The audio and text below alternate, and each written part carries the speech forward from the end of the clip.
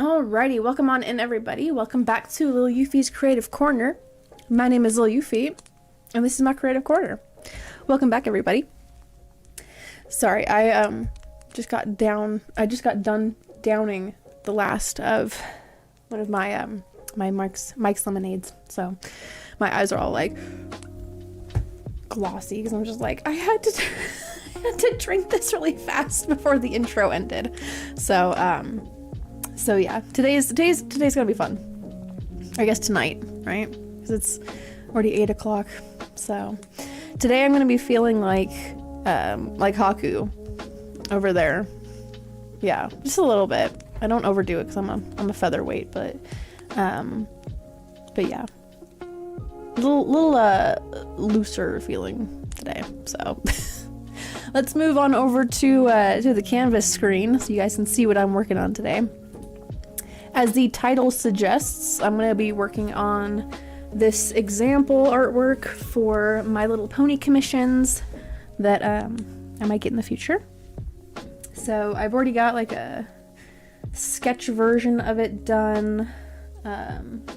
These are the line works. Oh my goodness.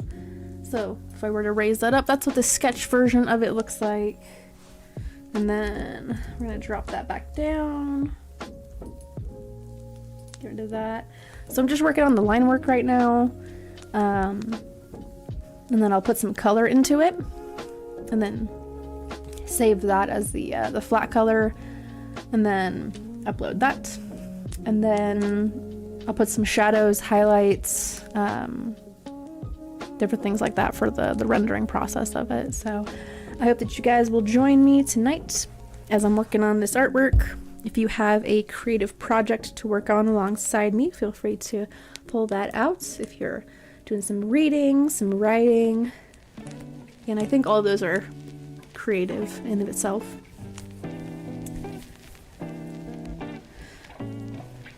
And I hope that you guys will have a good time hanging out with me tonight, as I hopefully finish at least the flat color.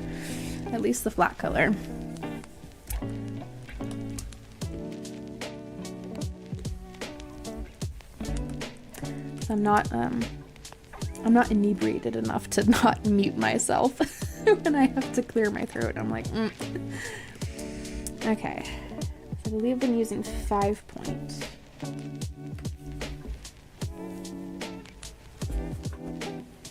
Move those over here.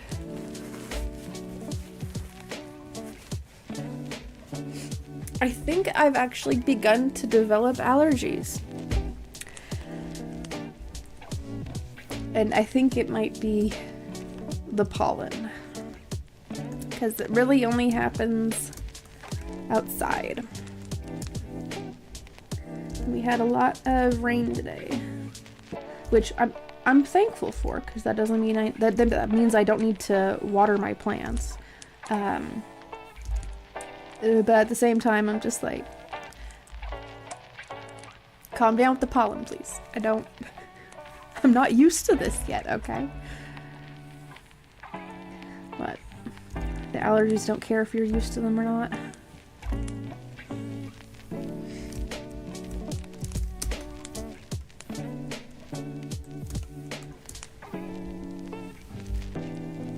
So I'm trying to be careful with like my line weight and how soft or how hard the line is. I should have another canvas of this open, just so I can see the zoomed out version of it.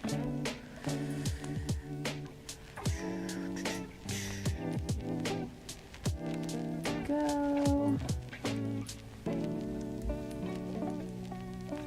So I like to have another canvas open, so that while I'm zoomed in on this one, there's another canvas open on another monitor that is completely zoomed out, so I can see, you know, these lines here zoomed out without having to actually do that on my canvas I'm working on.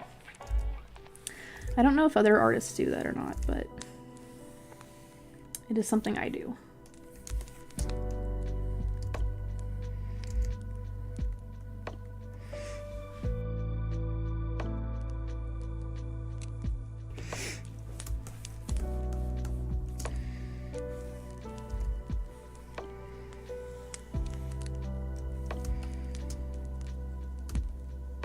I don't like that one very much.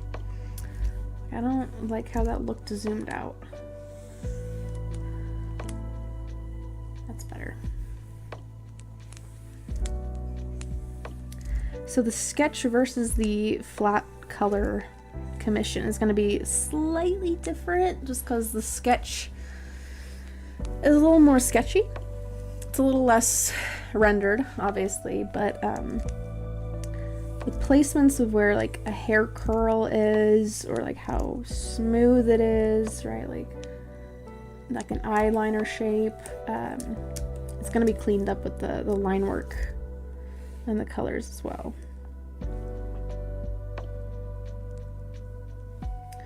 So his hair ultimately starts to go up like that. And that goes up like that.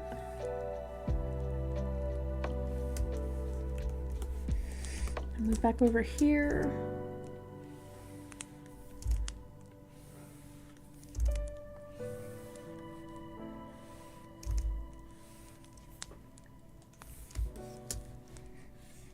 And a little bit of layering here.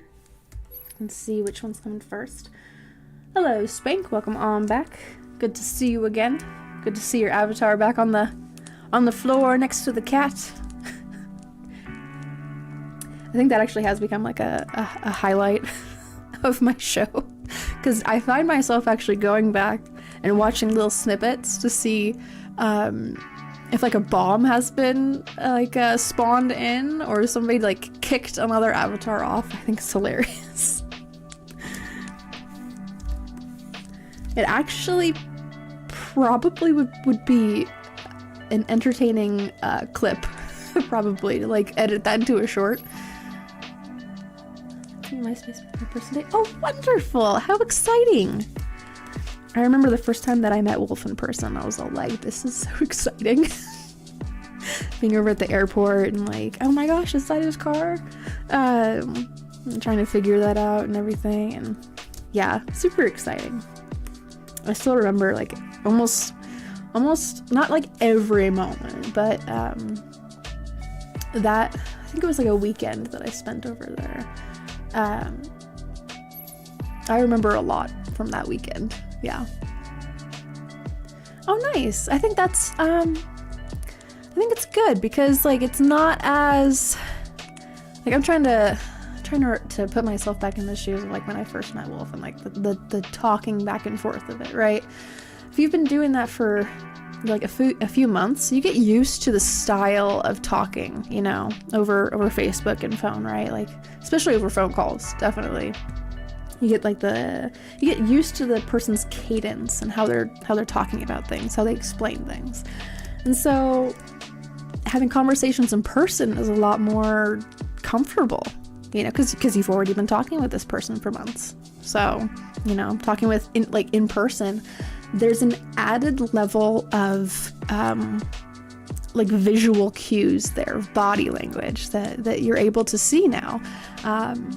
And it can be really satisfying. So, oh, of course. I was too. I was all like, oh my gosh, what if, you know, he's not what he looks like on, you know, video and stuff, right? Like, you know, there's always that like nervousness of like, oh my gosh, I'm gonna say something, you know, awkward or whatever. But I don't know, again, that nervousness is a sign of like you care about what this person thinks of you, you know, and how you're coming off to them. So, you know, I think nervousness is good. You know, you care.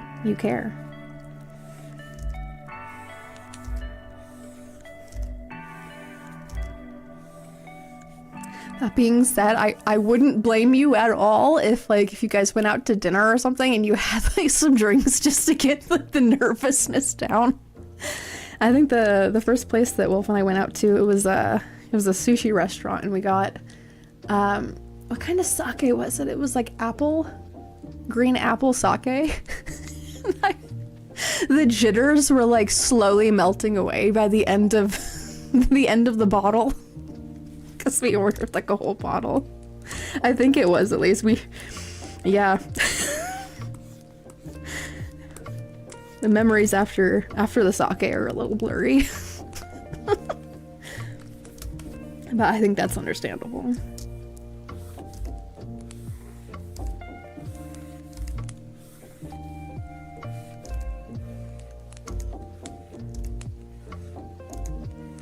Let's see. That's gonna be fine, but I just need to clean that up a little bit more.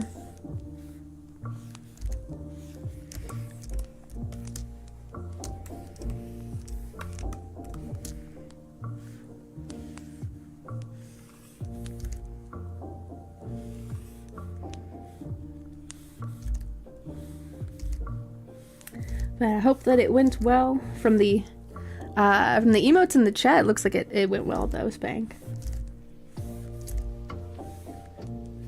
Do you know if you're having like a, I don't know, is it like a date? I don't know if it was, would you consider it a date or not? Because I don't know. But is she coming back? Is she gonna visit you again? Meet up again in person?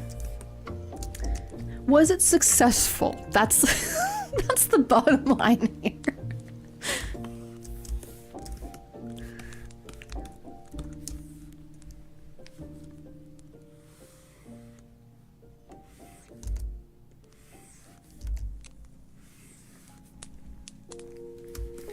There weren't any negative reputation points. This smoke control moment. Oh, wonderful. Okay, so that encourages less nervousness after a while, right? Like you smoke, you chill out, you know, have some profound thoughts and opinions. That always seems to happen with me whenever I smoke. It's just kind of like I get really talkative, but I try not to be annoying talkative, but I notice different things about movies and TV shows when I'm on the stuff. Oh, thank you, Troy. Yeah, if you guys watched Wolf's stream, was it like yesterday? You could see me doing gardening work, doing a bunch of weeding, because there are so many dandelions and crabgrasses out there. It was raining a whole bunch today, so I was like, I'm not going out there today. That's not something I'm going to tackle. But I guess Wolf did some leveling. He leveled out the concrete blocks and put the frame on it. So much to my great concern, but he did it. So I'm proud of him for that. Hello, Troy. Welcome on back. Because I didn't say it beforehand. She said she has another good reason to come back around here. Oh, wonderful. Awesome. Good to see you, honey bun. Good to your mom. Oh, yeah. Well, I mean, Peggy Hill is a mom, isn't she? But yes, welcome on back, everyone. I'm working on this pony artwork for it's an example for commission. So there's like a sketch version of it, there's the flat color, and then full render that I'm gonna be eventually working on whenever I get the line work here finished. But I hope you guys had a good week.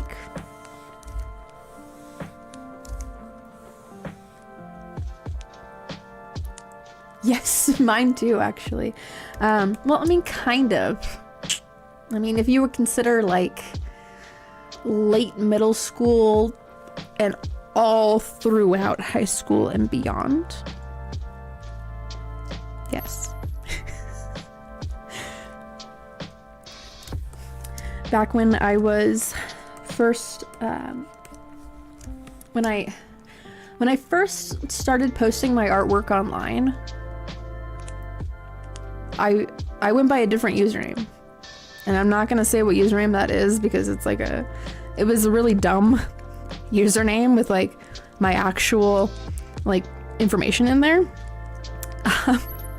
And so I changed it to Potates Sham.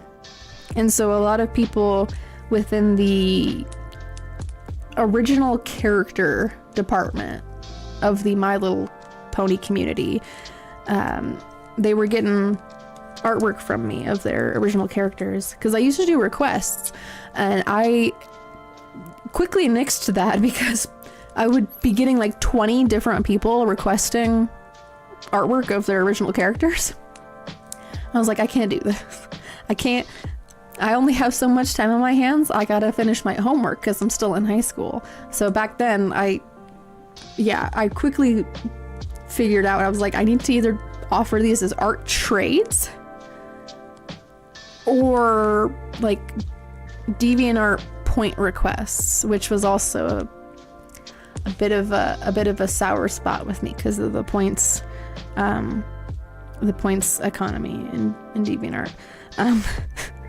People really lowballed their prices, and so did I. So cross between a cougar and granny. Jesus Christ.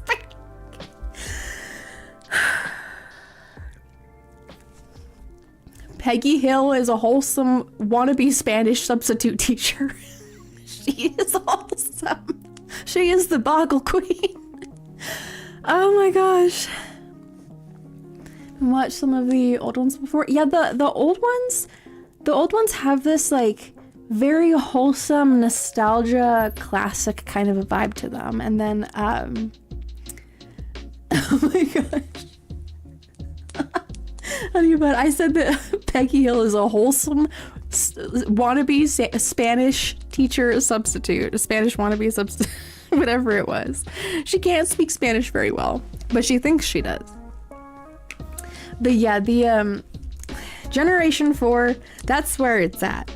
That's like top tier, upper echelon My Little Pony generation. Like a whole bunch of people found friendships and relationships, and a lot of creativity sparked from that show. I think it was really the simplistic designs of these characters. Hello, Pepe Le Pew, good to see you again.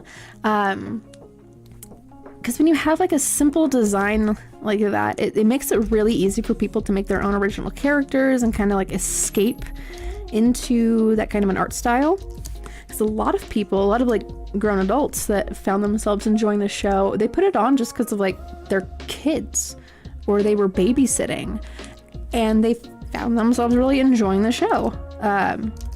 Even though it's very much designed for little kids, there's an episode, I can't remember which season it's in, but it made me cry. Like as a teenager, it broke me. Where Luna's having to fight off her own nightmares, you know? And I don't know, something about it struck a chord with me. So, Virginia, prominent Jeffrey episode. Yes, I saw that they're trying, they labeled it as a suicide.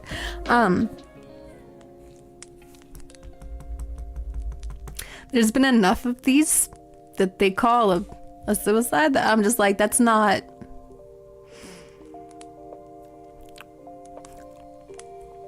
It's like, did she have information that was going to lead to the Clintons' arrest? Because that's what happens. That's what happens. And YouTube's all like, we don't, can't say that. I'm a wholesome art channel, okay? I don't get into these things. But when someone mentions it, I will drop my opinion bomb on it while I'm making the wholesome artwork. So, but yeah, I don't think that I don't think she was alone when that happened. I don't think they can say that she did it herself, but I don't think so. Will you get hit by a bus? Get told you got 4 days to live, and then this happens? Like, it was well past 4 days since the bus thing happened.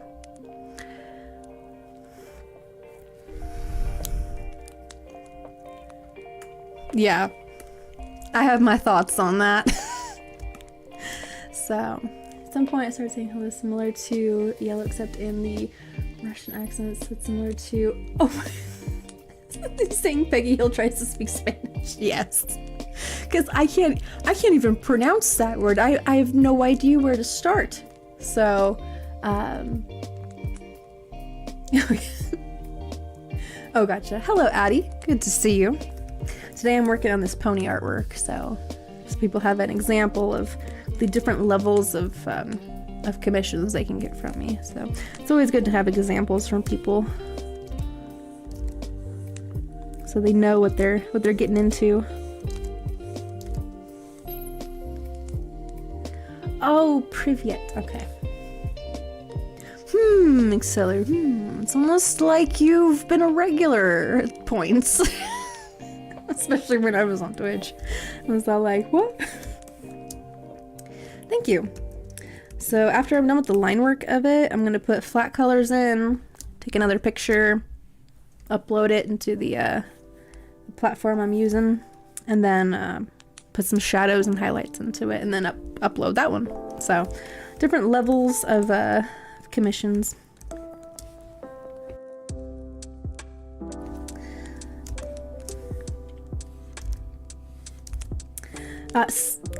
Honey Bun, your message about with the the Russian word, it reminded me of, what was it that I saw earlier today? My mind is a little hectic right now. What was it? Oh yeah, did you know that there is, like, the largest bank in Russia? The largest bank in Russia has their own anime mascot. And she has a name.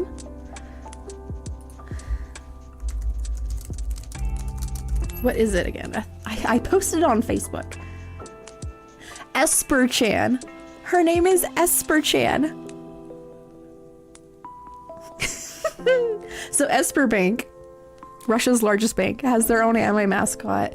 She has green hair with like a little white accent on it. And whenever you put the ATM card into the machine, there's like this little anime intro where she spins around and does a little pose. So I was just like, when do we get that in the States? I will open up an account immediately. Thank you, Horsey Obsessed. I was like, oh my gosh, I found that from like a Facebook short video or a YouTube short video or whatever. I was all like, there's no way.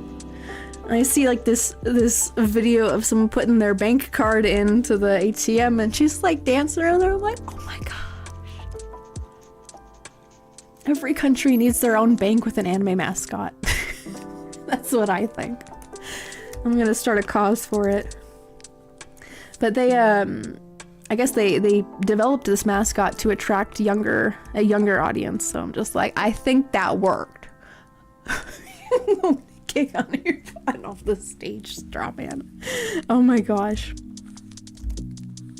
I think some of these things I'm gonna have to like, because sometimes I rewatch them just to see if there's anything that's like clip worthy. I'm like, the stream avatar thing is gonna get me. Oh, thank you very much. When I was younger, I used to do horseback riding at a horse camp. So I think that's the, well, no, that wasn't the beginning part of my love of horses and equines. It was the Spirit Stallion of the Cimarron movie. That's what really kicked it off, because I saw that as a little kid and I was like, I want to be around an actual horse. Like, this looks super cool. I want to, actually learn how to horseback ride. And so my parents, they found this summer camp, horse camp thing that you could do. You could either do like a daytime one where like they would pick you up from the spot and then drop you back off and the parents would come and get you, or you could do an overnight one. And I only ever did the daytime one. But I really wanted to do the overnight one. So, let's see. Ask you again. Okay. What TV show was liked in its own time will not be thought of kindly going forward?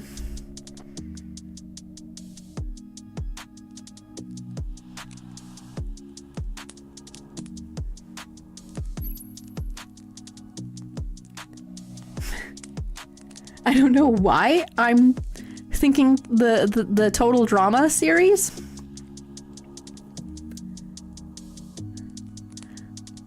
Something about the way that I remember the head dude, his dialogue sometimes, and I don't know, maybe some of the character designs. I don't know. It's an interesting question for me to think about, though, like going back through all of the different, I don't know. I could see some people getting upset at like the Boondocks. They're like, listen, does art imitate life or does life imitate art? Because obviously there's a whole demographic of people that enjoy that. Me being one of them. But I could understand how some people would be like, I don't like that show. And to each their own. Oh, why am I not surprised there's a band episode? And no, I have not seen it. But I'm not shocked that there's a band episode. Oh. I can only think of The Simpsons, but people didn't mind the new Snow White was Rose. Yeah, I saw that too. It was all like... deserved. So... Did you see they're already doing another Snow White remake to kind of make up for the recent one? It's like, guys, dang. But yes.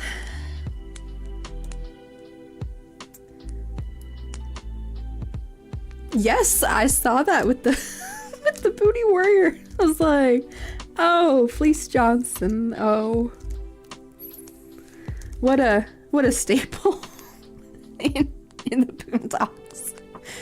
Oh, I've seen that one, Spank. Yes, I know all about the fish sticks. Hello, Chris. It's good to see you again. We are having a stream. This is certainly a stream.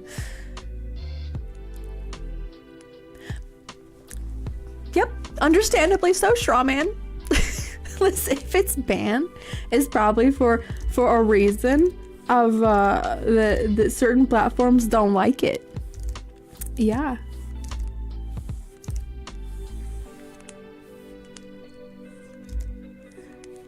My time lapse of this one's gonna be so silly looking. Like, what? Why are there a bunch of gaps here? Because I'm live streaming, that's why. I'm gonna decrease that just a little bit.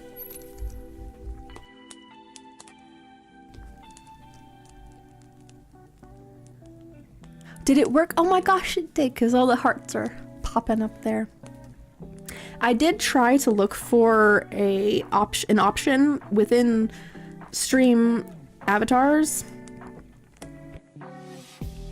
to see if I can put a timer on the effects, the heart effects that are going around people, as well as like the little star things. I can't find any.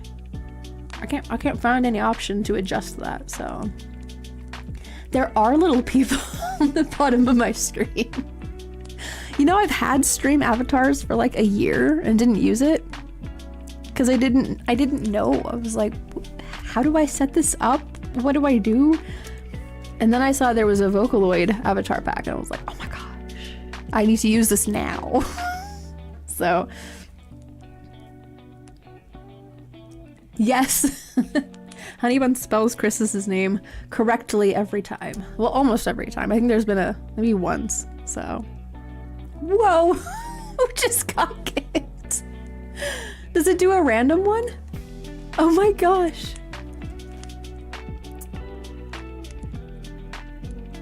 Pastry burger. Yeah, we like to have a nice, well, hey there. Nice relaxing stream. Nice chat.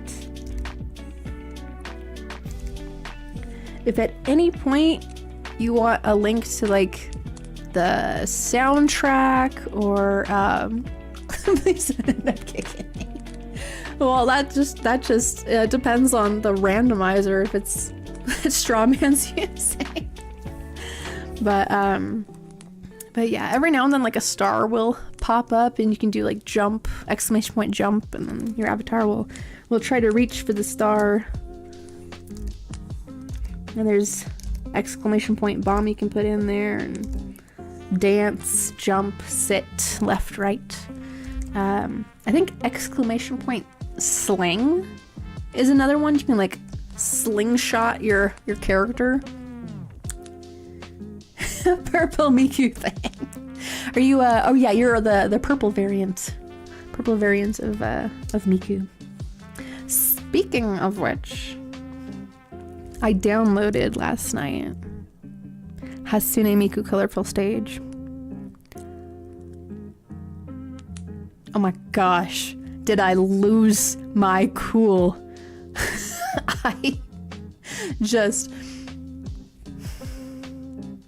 There are so many songs that I recognized and that I forgot about and then became like introduced to. Man, I was playing that game for hours. Oh, thank you, Horsey.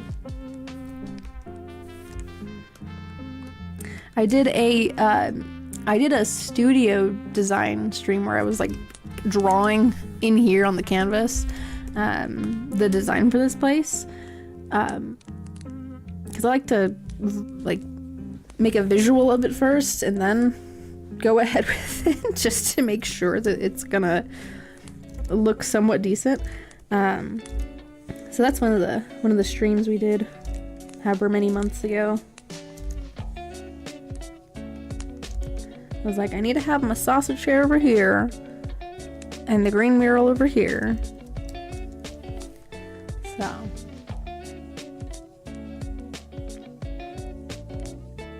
I didn't even see who I attacked, just random attack. Hello, Jonathan, good to see you again. Type that, play Transformice? Is that like a mice version of Transformers? I'm trying to visualize here, like, is there was a Transformer in Beast Wars that was a rat, wasn't there? Will it work if I try attacking someone? No reason why. No reason why I'm asking. Yeah, if you go exclamation point attack and then at the user in the chat, it should do it so that you go up to him, you run up to him, and you just kick him, and they kick off of the stage, off the floor there. But they respawn in like 3 or 4 seconds. So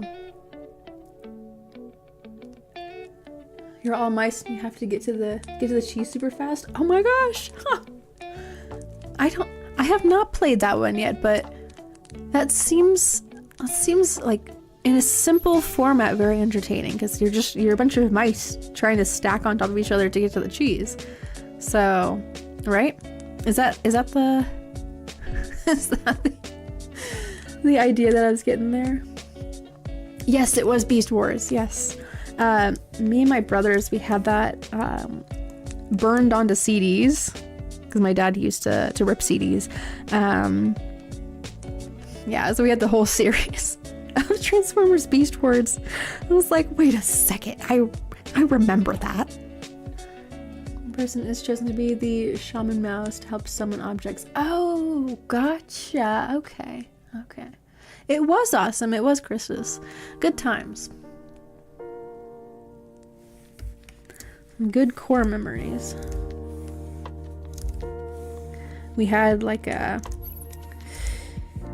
was like a little cutaway space at our house, and it was like the entertainment room is what we ended up calling it, because we all had our computers lined up, and then at the far end of the room, this little cubby area, there was a TV with the PlayStation 2, and I think we also had the PS1 there too. Yeah, we had a love sack as well, one of those gigantic foam beanbags. So we would sit there and play our PlayStation 2 games and our PS1 games. Have our computers in the background, stuff like that. So nowadays it's got a window in it, and it's more of like a study space for my parents. But good memories. So am I rat qualified? Do it. You should be on the council. It is a war, yes. Let me zoom out here so I can see where I'm applying lines to.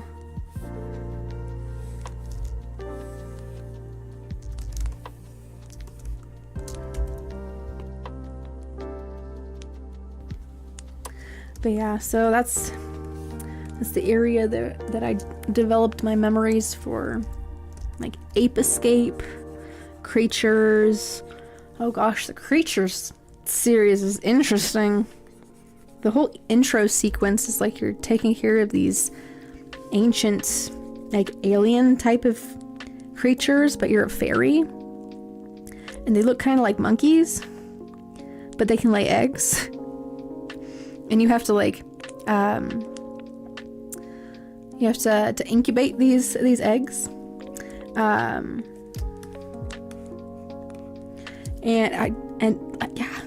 There's a whole like backstory to these creatures and like this alien species that's trying to kill them.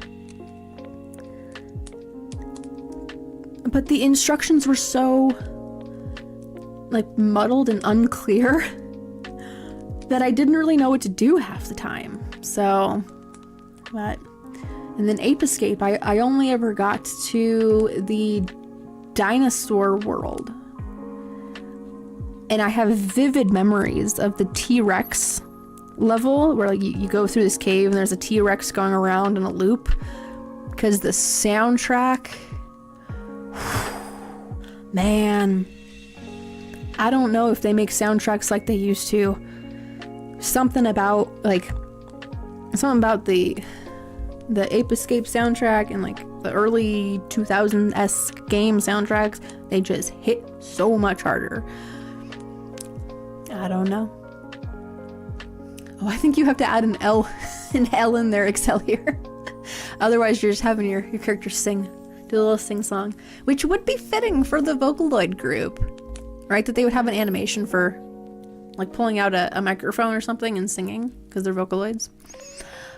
Did you ever play Black and White? I did not. You're talking like Pokemon Black and White? Or is there a game called Black and White? Croissant does the weapon. You know, I imagine if it's stale enough, it might actually do some damage.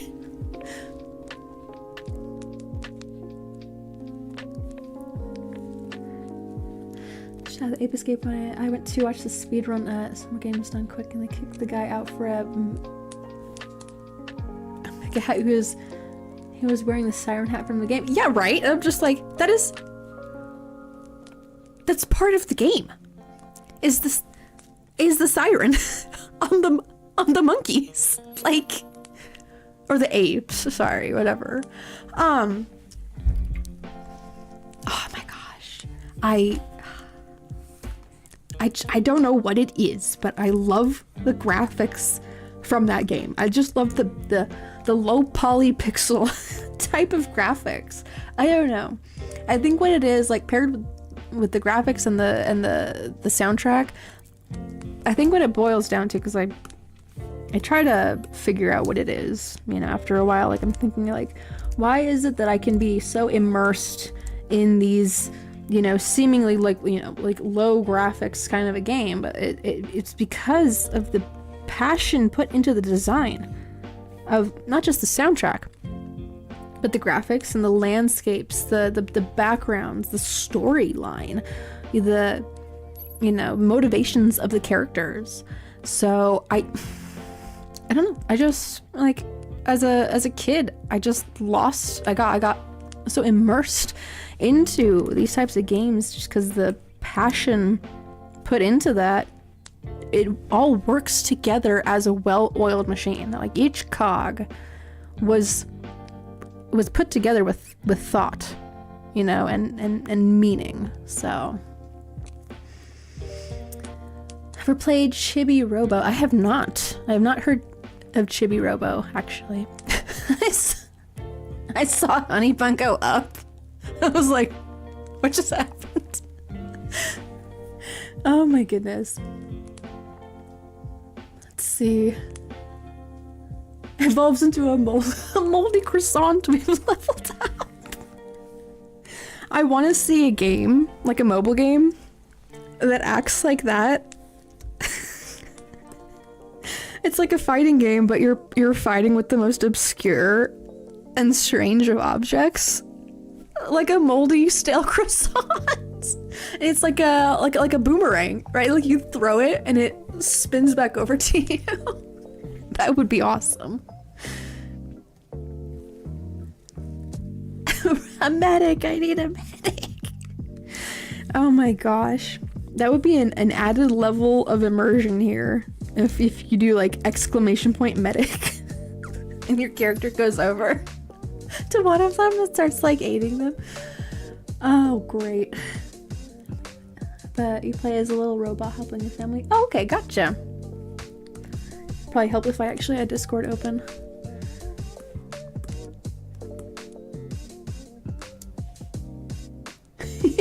You'll run free. I mean, I suppose you could do like exclamation point medic just to have fun with it. But I can't guarantee it'll do anything with the avatars.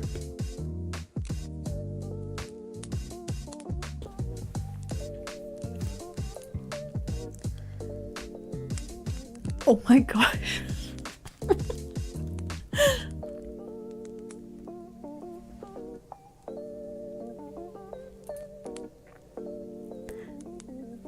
Okay, so the screenshot, Strawman, that you sent me, the bedroom looks strangely similar to Andy's in Toy Story. I don't know if that was on purpose or not, but it just, the bedspread reminds me of Andy's bedroom. And I played, it was, what was it? It was like Toy Story Star Command or something. You were playing as Buzz and going around to different locations in like the backyard and the house and stuff. There was like an attic level. It reminds me of that. I'm just like, huh, interesting. But cute robot. It looks like it reminds me of like a flashlight. I think that might be what it is with holding its cord. But I don't think that I've seen that Boondocks clip that you sent me. I don't think I've seen that one. I've seen a lot. I've seen a lot of episodes. But I haven't seen that one. Provide me 10 yen for green onions. Oh my gosh. Well, you know what I can provide you actually with is some stars here. Boop, boop, boop. So you guys can jump for those and gain some points. And with the points, you can spawn some bombs that cost like 10 points each. So, yeah. I think Strawman got that one. Oh my gosh, I have the Esper Chan still up there. I swear I didn't kill him. Wait, it's ma'am's court time. Oh my gosh. If we could have like an actual like transition scene and spam in like emotes of ma'am and ma'am being a judge. Where's she? Oh, she's back here. Here, I'll move. Ma'am is back here in her chair, being a little black fur ball. So it was raining today. It's ma'am. Oh my gosh, we do that so many times. It was raining today and she ran back inside and I'm like, you are a wet cat. And so I grabbed her. I'm like holding her. I'm like drying her with a towel and she's going, me. I'm like, I know you don't like it. Okay, but you are a wet cat. And I'm not gonna be having wet cat fur all over my couch. I'm not doing that. Sorry.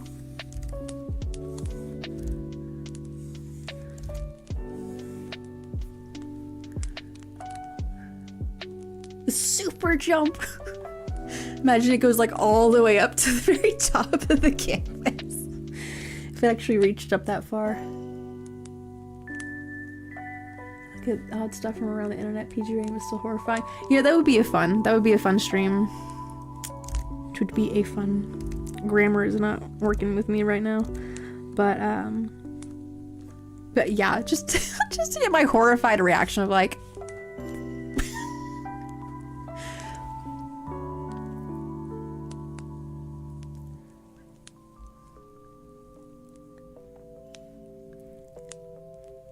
oh, it's jail time. It's jail time. Spilled soulless soup. Get the soup back. The soup is flying away. No! My minestrone! This goes a good kitty out. Wish I could you, Roscoe? Wait, what? We both had a grammar moment. But yes, yeah, he is a good kitty. He's a good remnant from the Twitch days. When the point system actually worked. Team has won. You put celebrates, but still creeps over my parish body. No! Horsey, why? No. Did you ever play Mr. Misketto? I don't think I did. That doesn't seem like a game that I recognized. Oh, Mosquito. No, I did not play Mr. Mosquito. No, but again, like the graphics are definitely from that era. Oh my goodness. Yeah. I'm like scrolling down, like, yeah, those are some like very early, like what, like 1990s, 2000s graphics. But somehow, I don't know, there's a wholesomeness to it. Like even horror games from that era, you know, something about the, I want to say lower quality, just because you know, we're used to certain polygons, a certain polygon count in, you know, video games these days, and having it be very polished and ray tracing and all that stuff. But like, something about it being simplified is wholesome, regardless of the genre. There's something like, I don't know, it's probably nostalgia, but for, you know, if you haven't played that game and you're playing it for the first time in the 2020s, it's like nostalgia for a memory that you never had, which I can only describe as like wholesome. Because when I try to imagine myself going back and playing Kingdom Hearts 1, you know, or you know, Ape Escape, right, or Creatures, you know, I have memories of playing those games, but you know, those memories are wholesome because I, you know, have memories of that. But if I don't have those memories and I'm, you know, playing an older style game, I could imagine I would feel like I'm living in someone else's memory of having played that game before, having played it for the first time. So, I don't know. Interesting things to think about. Interesting to ponder. So thank you for the pondering thought. There were some hidden gems like Haunting Grounds or Roll of Rose. Oh. Well, I would imagine that would leave you very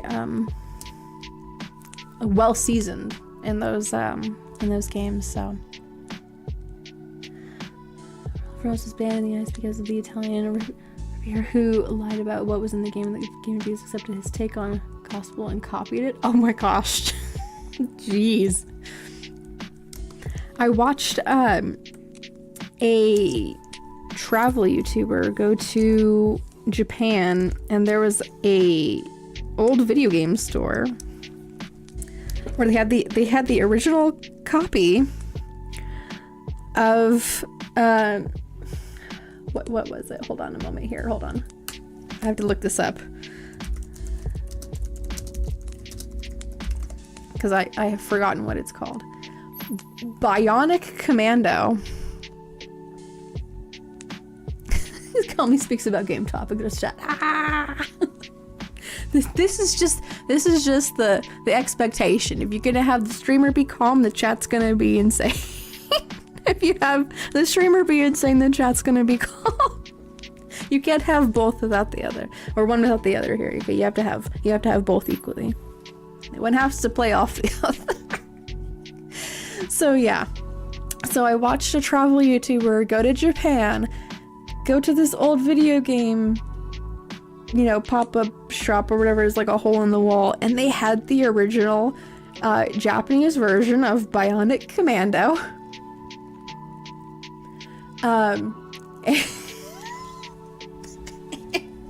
It's the way that it was titled. They picked it up and they're like, this is a game. This game here is called Hitler's Resurrection. And it's got Hitler on the front. And the dude's like, I'm just gonna pop this in to see what the heck this is about. Oh man, I had no idea. When I first watched the video, it was like, there's no way that that's real. And I looked it up and I was like, that's real. It's real. Very interesting. He was panned for a really stupid twist. I didn't see like any kind of like story building part of the game from the video. It was just like some gameplay footage of like combat or something. But yeah.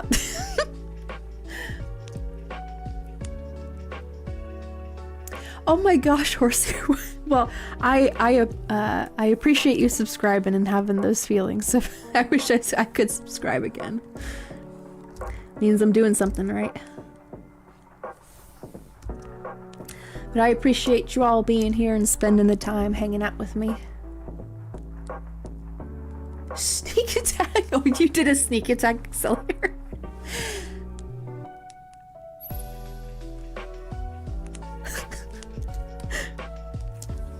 The full moon. The light of the full moon embraces Honey Bun and they transform into a monster version of Honey Bun. Oh my gosh, I wonder if that one actually... I wonder if that one works, Excelia, the run. I don't think it does since... Oh, well, now you're moving. I don't know. I know left and right work. So. My little brother had a friend who was into Japanese consoles. This was in the 90s. It was a really rare hobby. Oh, absolutely, yeah. Ahead of the curve, I would say. Considering how things have gone.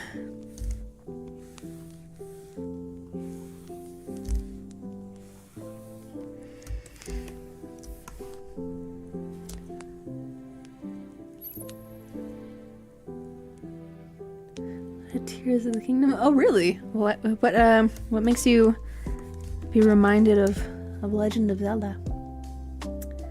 And is now a designer for Pixar. Oh, makes sense. Can see how that would be a pipeline for that.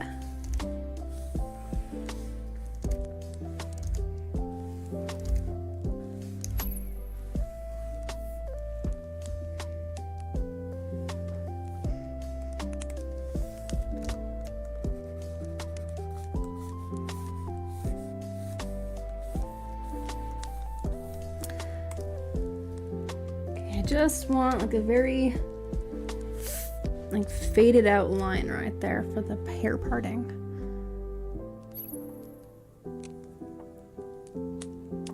Kind acquaintances. Wow. We always have that assumption until somebody drops an exclamation point bomb on us. Or attack. And it's like, hold on a moment. This peace treaty here is not what I thought it was. Let's see.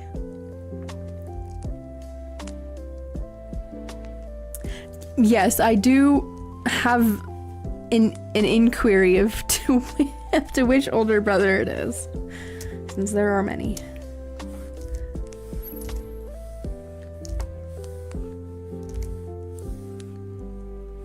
Have an idea, but I'm not entirely sure.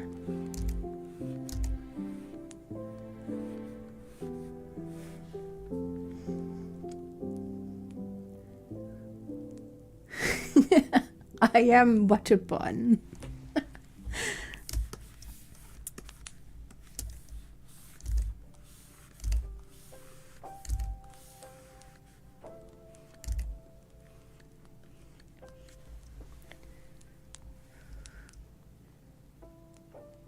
Yes, very much so, Excellier. I do remember those days. I think that was when I was on Twitch, right? Because that was before I came back onto YouTube. I think he still comes in here like every now and then. But not one of the three oldest. Okay. I think I know which one you're talking about. I'll have to ask later. But because you know, personal information and stuff. But I think I know which one you're talking about. Oh my gosh, that's screen cap from the from the game. Oh my gosh. Yeah, for sure. This is one of the one of the graphics that caught the travel YouTuber's eye. I'm just like, is that a what I think it is? Yep. Oh, I was right. I was thinking about it. I was all like, I think it's that one. Maybe it can't be the one y'all don't talk to anymore. It's gotta be the other one. Okay. Everything is good. Excuse me? Become a millionaire in 10 minutes. Hopefully the cooldown timer didn't get you there, Excellier. Okay, there we go. Okay. Because it does have a little cooldown timer on it. So if the 8-ball at any point does not answer your question, feel free to ask it again. Because there's an unchangeable cooldown timer. And I wish I could get rid of it. But I can't. Because I don't know how. Because Streamlabs.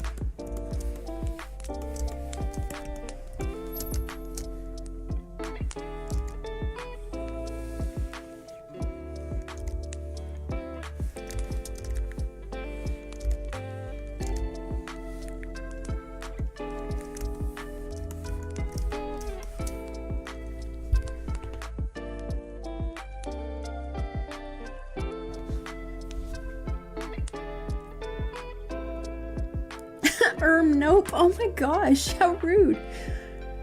It's very straightforward, but like it's a little cutthroat at times. Like, dang girl.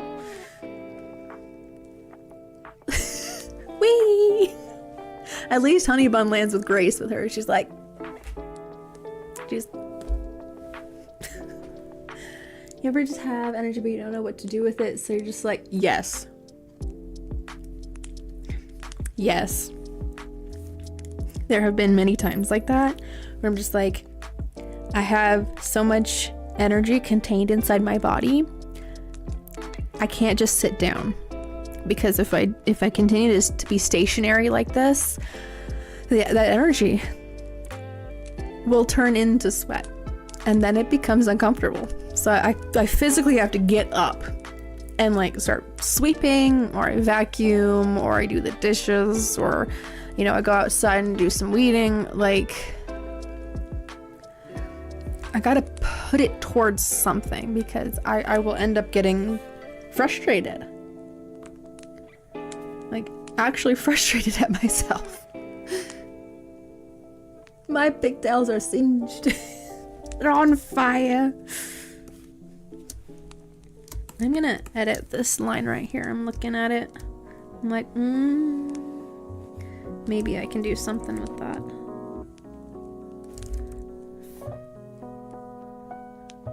Push that upwards.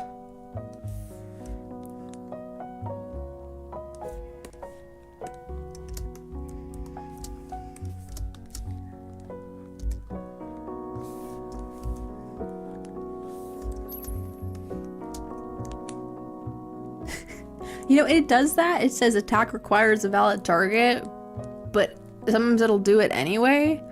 So clearly it's a valid target. You go over the history of consoles, see what you think of each, including the odd days of special editions and odd controllers. Huh. Yeah, that wouldn't be a bad idea.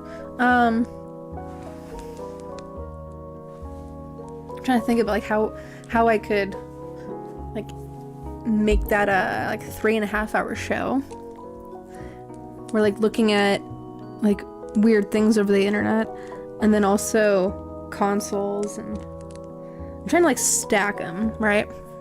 So I got lots of things to talk about and things to explore and discover, stuff like that. Because I tend to say a lot in a short amount of time. So, but yes, that makes me think of the crustacean. So somebody made a crab-shaped PlayStation that actually functions, and the claws are a controller that works, and they called it the crustacean, and I love that. So could just add them as long from content rather than streams. True. That could be a recorded video, actually.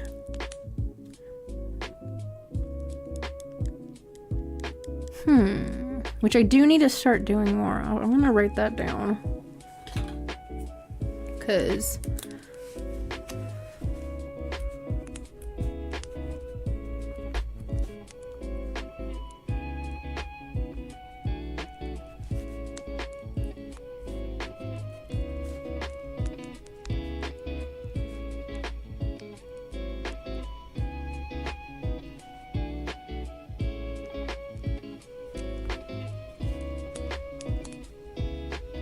okay. And there's good ideas. I don't want to lose them in the chat, so I'm going to write them down.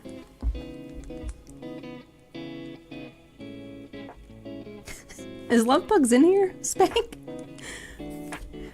I'm trying to attack Love Pugs and she's not even here. So the dog to go back to the dog tent. It's a dog bed but a tent. Oh, I've seen this before. Telling your dog go back to your room. Hey, I mean, like, if the dog understands that, you know, the tent, the dog bed is its room, they better listen.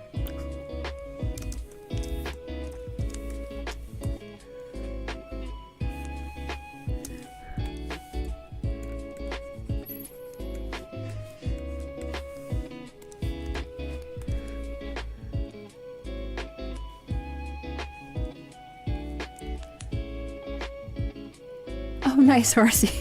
Good to see you've got it juiced back up.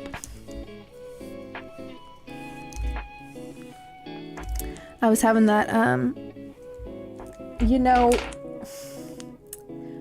I'm gonna end up having the same issue with my phone, because my phone's about to die.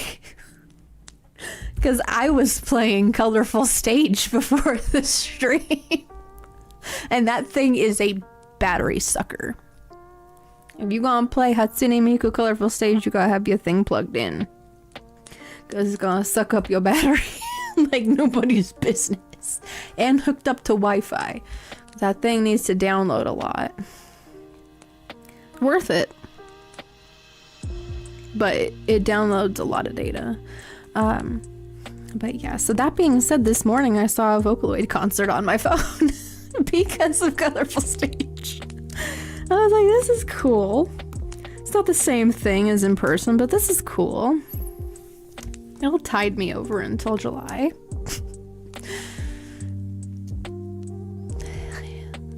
Think about the GameCube is more powerful console than the Wii. Huh.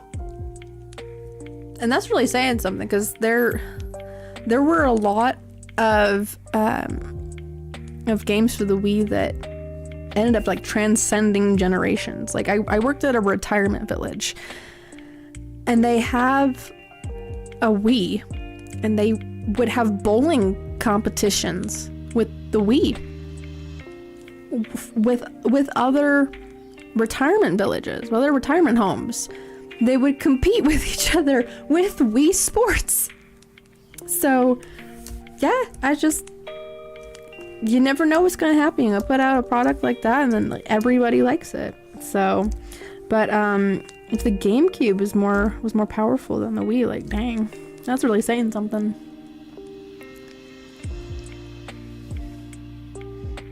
Exclamation point exposed. You put on a trench coat.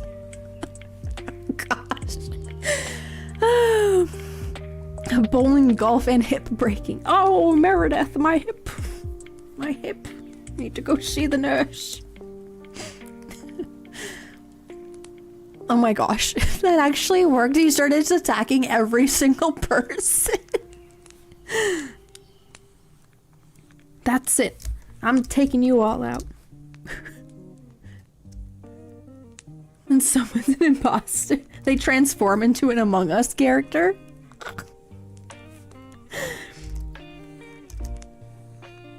I really wish that I could make custom commands like that, because that would be stream changing. Be like, okay, we're gonna have to have a moment here, okay? We're gonna have a mini game within the chat. Make a whole new screen just for the avatars. Oh, I should have said this earlier when the extension was up, but if you guys want to control the avatars a little bit better, the link for it should pop up there in a moment. So you can change the avatar you've got, the color variants, and then a few of them have their own specific commands that are like a Kamehameha or something like that. I don't know. Did it not go? I don't think I spelled it right.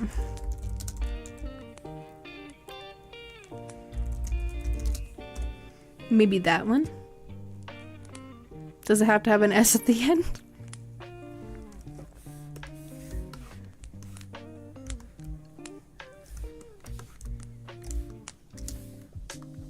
It worked last time, so...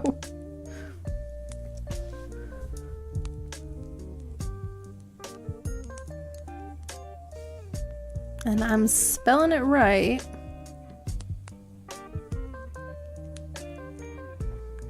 I don't know why it didn't pop up.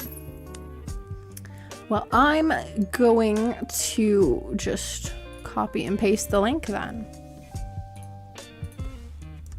That's what I'm gonna do. Because it doesn't want to post it, I'll post it myself.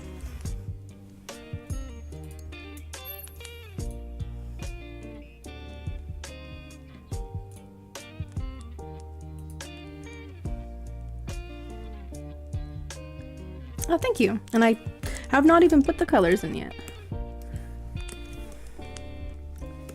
but slowly it makes its way to the finished point.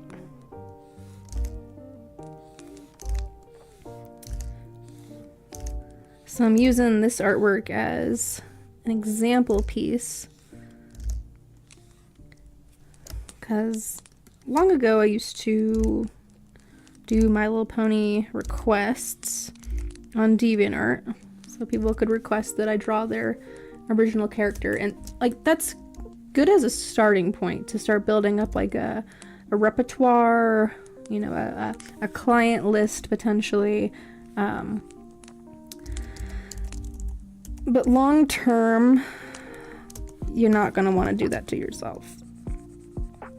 Because at the end of the day, the time that you've spent on this piece and the skill that you have acquired and the know-how of where to put these lines as I mess up my makeup, it's worth something. It has value to it. And so at some point you got to go from requests to either like an art trade, so you're getting a piece of artwork back, or commission.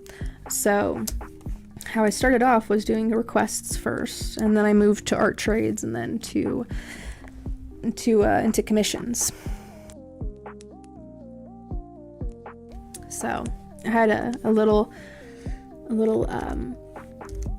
client list that I had built up, and then I stopped doing it for a while. You know, people move to different artists and see, like, you know, who's available for commissions or requests or art trades. And I had been out of the scene for a while, so I'm just like, I need to come back. I need to continue. So, and I see, and I don't know why these are popping up on my YouTube feeds a lot more, but I am seeing more, how should I describe it? Like pony content creators. Like they have, you know, this like character that they've got, and this is just a random character. But they've got like a pony character, and there will be like different, you know, expressions, different poses, things like that. You know, it's a character still. So, you know, the pony community is not dead. It is very much alive and still very passionate about, you know, the series that brought everybody together in that way. You know, and for me, it's a very nostalgic kind of a feeling. Because before I was drawing humans, I was drawing ponies. And figuring out the anatomy and the bone structure of these creatures, it actually really helped me move on to human characters. Are you talking about the movie Spank? Which one? Because there's a few. There's certain ones we don't talk about because they are cursed. The ponies go bipedal, and that is cursed. Oh, it's all right, Horsey Obsessed. We hope to see you again soon in the future. I stream Friday, Saturday, and Sunday over the weekend, so I hope to see you again soon. And thanks for hanging out with us. And thank you for joining the Vibe Gang.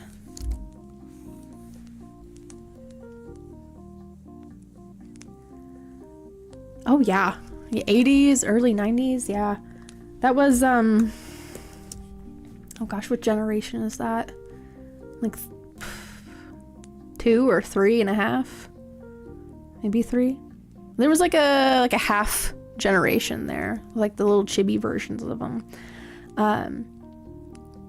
There's a My Little Pony comic that features the Generation 4 cast as well as the original My Little Pony cast with their their respective inspiration characters on either side, kind of copying the same pose.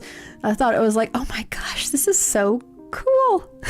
Because I recognize the original characters, and to see their not updated, but like the characters that are inspired from the old ones, to see them on the other side of the cover, it was nice. It was cool to see. I used to say the saddest day in a horse girl's life was when she finds out her new horse is it. Listen, there are good things and bad things about having mares. I have heard one of the bad things is that the the urine is a lot smellier for some reason. When I was at the horse camp, that was just a thing that they would say, like, oh, this is, you know, smellier than mare piss. I was like, what in the world? So, you know, and each horse is gonna have their own personality and like temperament issues and stuff. So, oh, that reminds me, right, probably because of the hormones. Yeah, that does remind me. There is a chick on TikTok that she thinks it's so funny to antagonize her horse that she keeps doing and I'm not gonna do it like more than twice because it just annoys the crap out of me, but she keeps making the sound at the horse. You got to train your horse to know what that means, whether it's like a backup command if they don't listen to you at first. She keeps making the sound at the horse and like tapping its face and its nose, and it starts to try to nip at her. It pushes her out of the stall. It's like, I don't like you. I don't want you making the sound at me. Don't touch me. Horses are they're very powerful and they're very sensitive. You gotta know how to read the body language of your horse. And she keeps like reusing the same footage of like the one time that she did like a Western showing of the horse, we're like Western tack and stuff. The one time he went out to the pasture, the one time that he was taken off of a trailer. The rest of the videos are him inside of the stall and her annoying the crap out of him. I have to be careful about which videos I'm watching sometimes because I'll just start getting like so amped up. And I'll start like putting like comments and I'm just all like, oh my gosh, I can't believe this chick. So, but you know, when you're gonna have like a very large animal that could hurt you very quickly, understanding its body language and its boundaries are gonna save your life. So, who began a new initial D a couple years ago. Akira ran a comic line commercial online. Died in a race in winter on a mountain. Oh my goodness. Wow. I mean, I could see them trying to revive Initial D. I don't know if it would be a success or not. You know, just seeing how the Devil May Cry one went about. I'm just like, listen, you're not paying respects at all to the games or the source material, so I don't know. These days, it's a hit or miss if they pay respects to the source material. This girl is ready to do this girl who acts and runs like a horse. She's all on for. Oh, I think I've seen those. Maybe not that specific one, but I've seen the competitions where they have like the actual horse jumps, the obstacles. I could see that being like a sport because you're having to like exercise your legs and then land on your hands. That might be a carpal tunnel thing that ends up being developed just because, like, you know, I've done a lot of drawing and the pain of bending your... I could see that hurting a bit. So... But yes, there's hobby horse competitions as well, where they've got the hobby horses and they're jumping over the horse, the obstacles meant for horses. When I was 8 years old, something just happened there. A bomb was was put off or something. I don't know. I was like, I don't see anything in chat. That was a stream extensions thing. But when I was like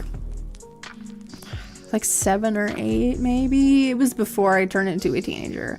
We had in my parents' backyard, we had a trampoline.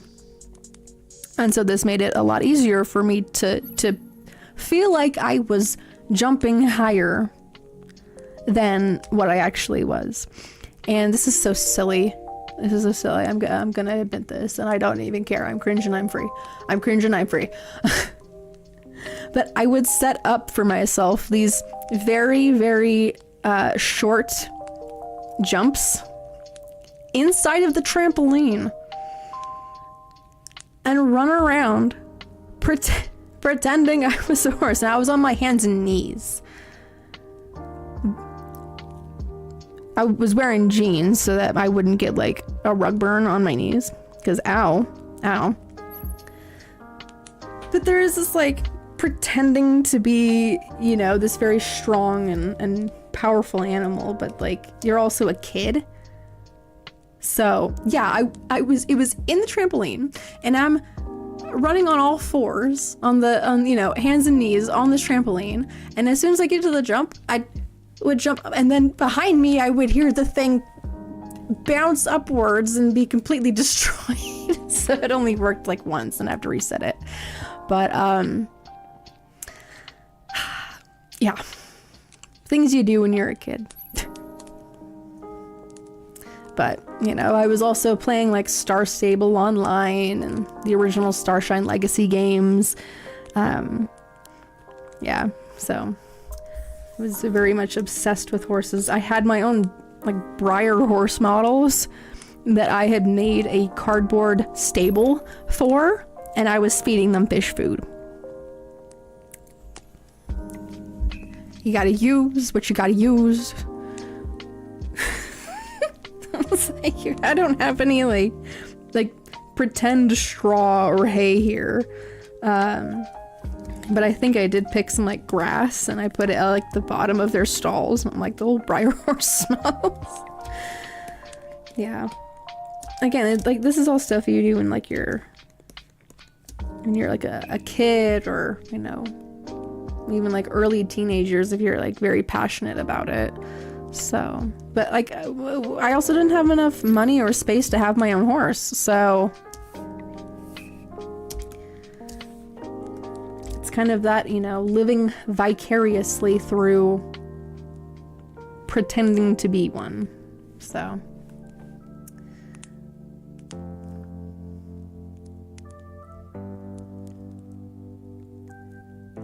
yeah, but for real, like having to like jump over a whole picnic table and clearing that is impressive. Like that is impressive, regardless of it being like you're pretending to be a horse. Not everyone can match that physical feat. So, or even think of doing that. So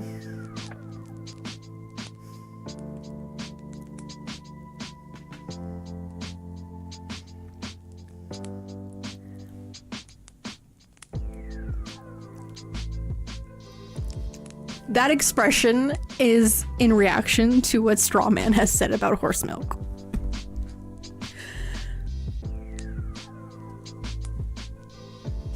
No.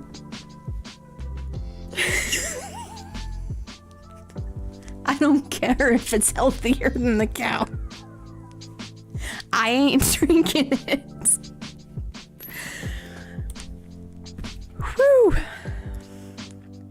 I'm sure there's people out there that, you know, they're in that same vein of strange, that when they see a mother dog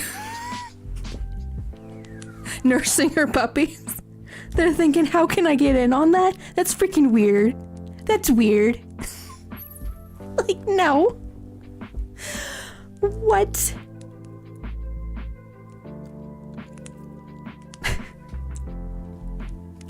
Oh gosh, Spank, that is just nasty. That is nasty. I'm like, which piece of the hair did I still have to do here? Let me just like, oh my god. What are we talking about?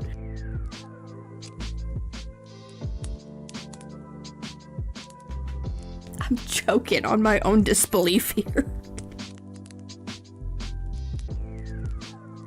Yeah, good for the Italians.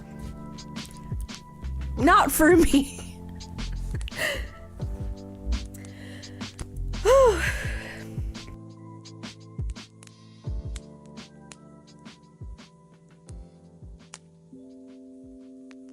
Yeah, Spank, that ain't brother man, that ain't milk.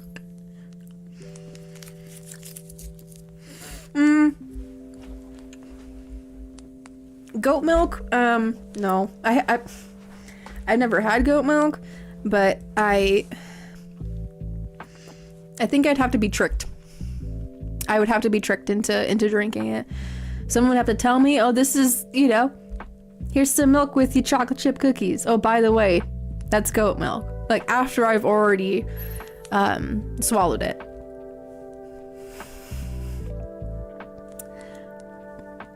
Because if I know beforehand, I think I'm gonna say no.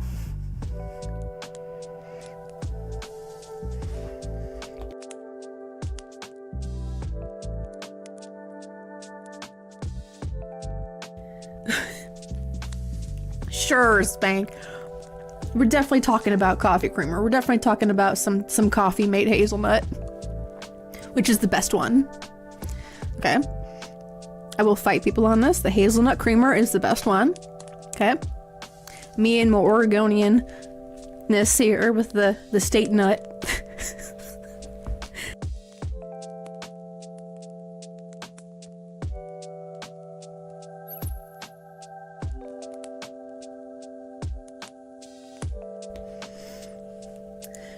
A radio guy tried to copyright Brother Man. Oof. Good luck. Good luck copyrighting that.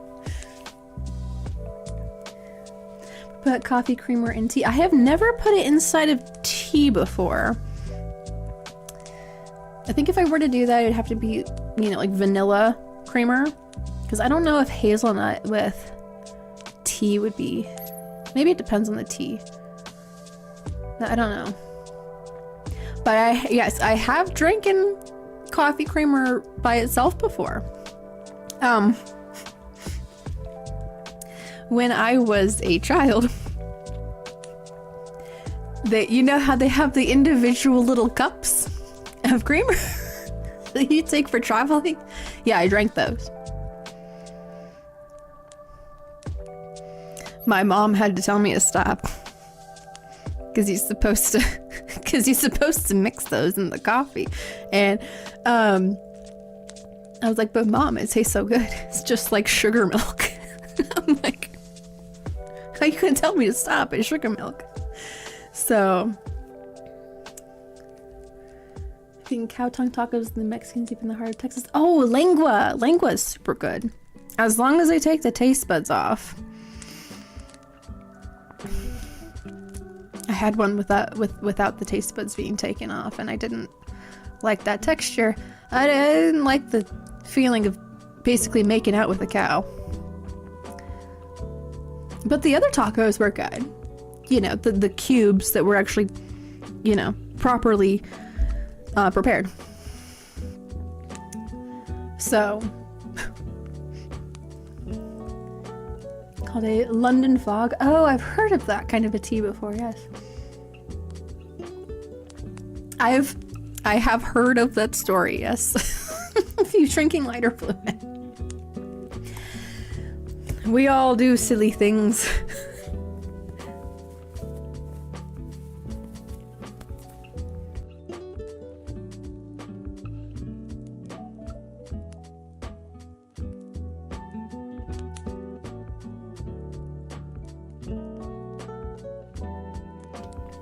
Oh, is that what the the sitting Miku one does, who kind of like, it's like she's like kneeling a little bit. I don't know.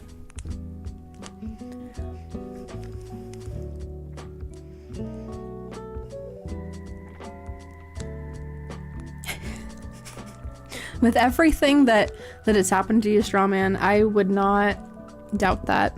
Actually, this is the one where you lived.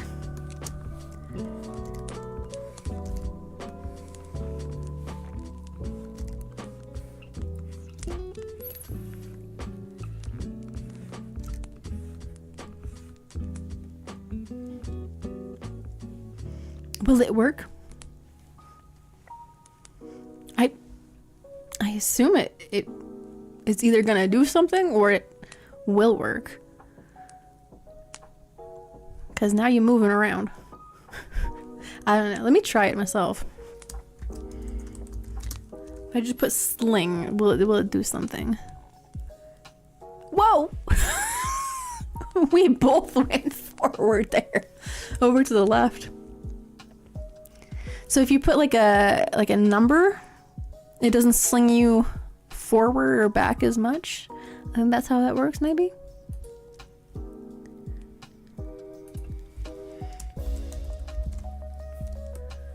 I'm gonna pass out right here next to the cat. Whee!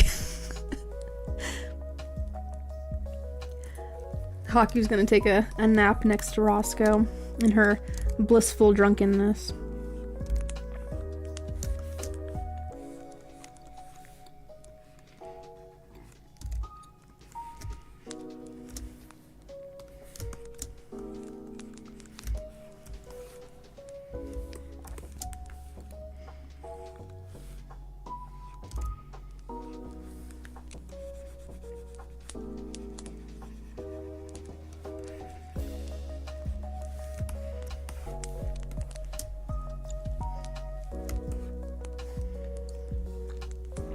I think the hair for the most part is done, besides the little lines here showing direction.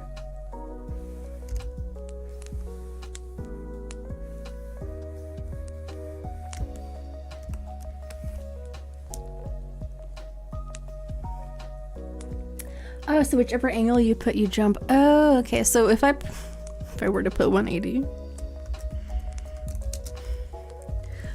Where shall I go with 180? Do I have to put stand for? Oh, I see. So it just like slides to the side there. Okay, let me slide on back. And then 10 is, oh, and then so 10 goes the other way, and then does that mean that 90 goes all the way up? I didn't get to see the 90 one, so let's see what we're experimenting right now. Ah, so yes, so sling 90 goes up in the air. Gotcha. Okay. There's still a whole bunch to this stream avatars game that I don't know how it works. I'm like looking through all the different settings. I'm like, that one looks like a timer. A timer. I'm gonna adjust this. So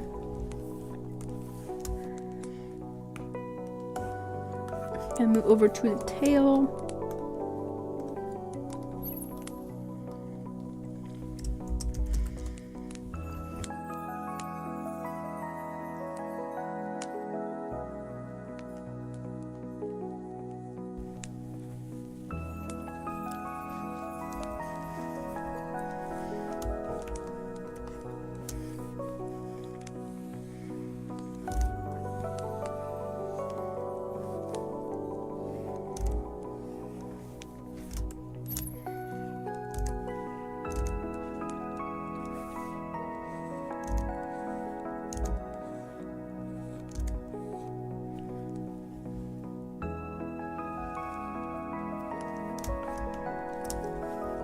I'm gonna spawn in some more stars because there's one there. And I want some more opportunities for y'all to get them.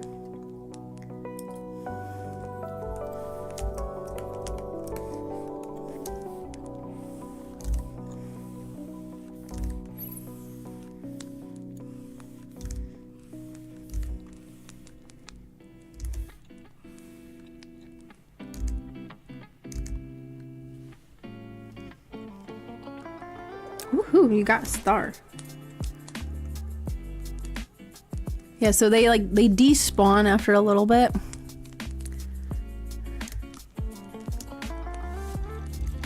So I'm like, I'm gonna put 2 more in there. Just in case.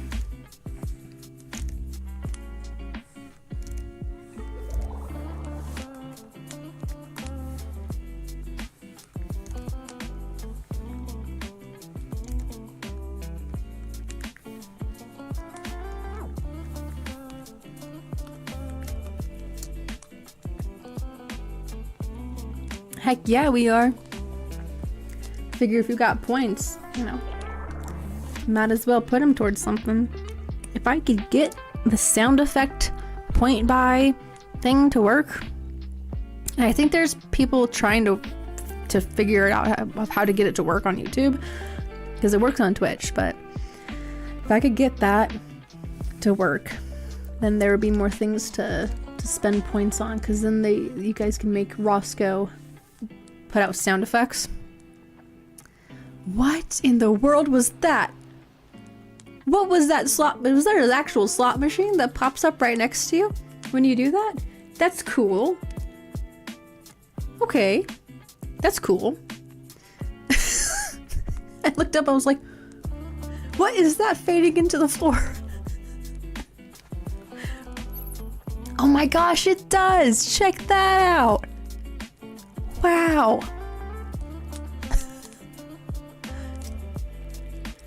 That is cool. I'm not gonna lie, that's pretty cool. I did not know it did that.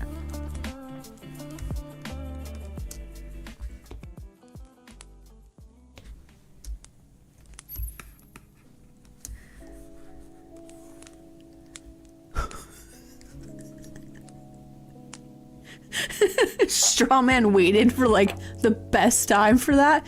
I'm right next to the Streamlabs avatar. Bomb! Today is the day, Streamlabs. You pay your dues.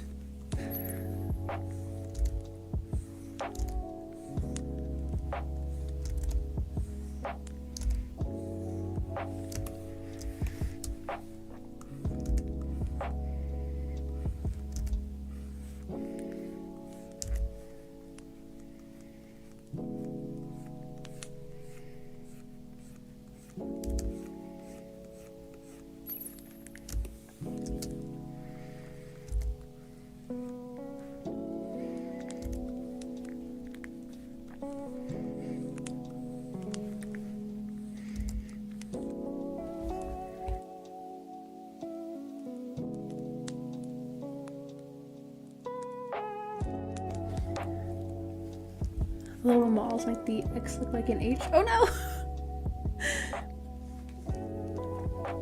They do kind of, yeah.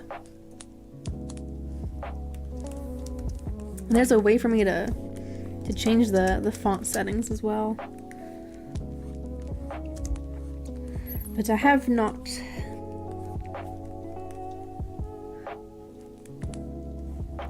$2,100. So 120? Will it do the math? I don't know if it'll do the math.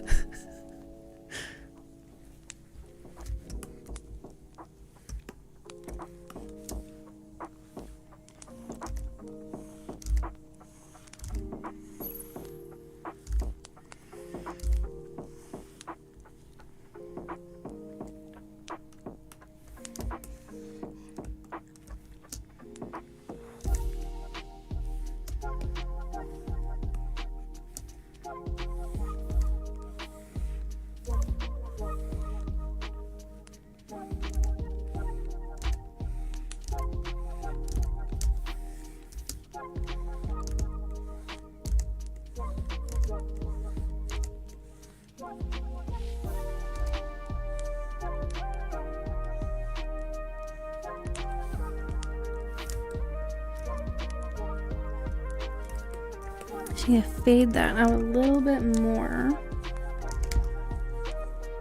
So I'm just using a transparent airbrush to kind of fade these out.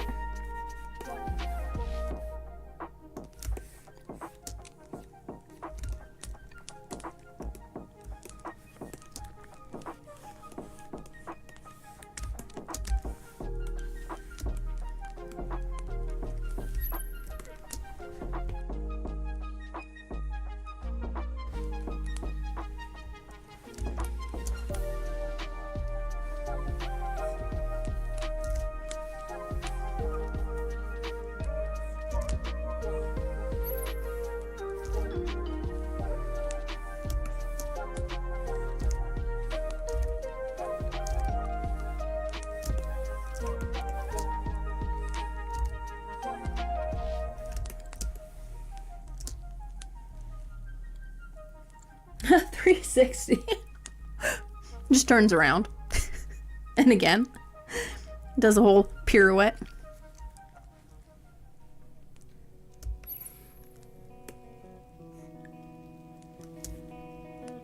And that would be like a custom dance emote. Doing a little pirouette.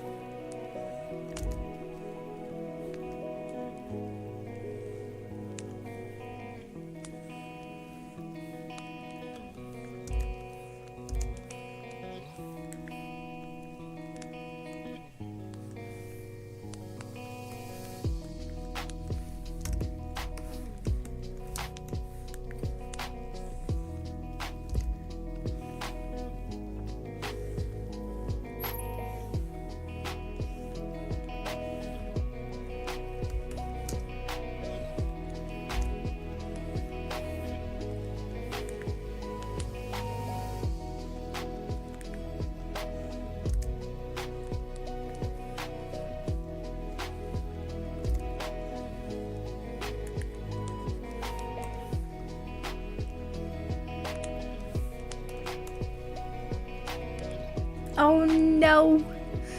You've run out of money. You've run out of points. Well, he can do this for you. My money is good. That's how I feel too, man. The last time I went grocery shopping, I'm like calculating every single little it was like price per ounce. Like this one is like 60 cents price per ounce, and this one is 67. I'm gonna go with this one.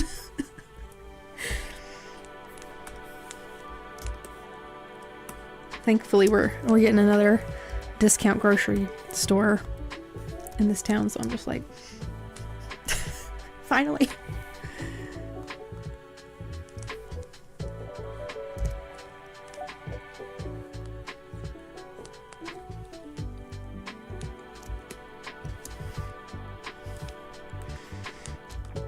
Just taking a transparent airbrush right here and just fading these out a little bit more.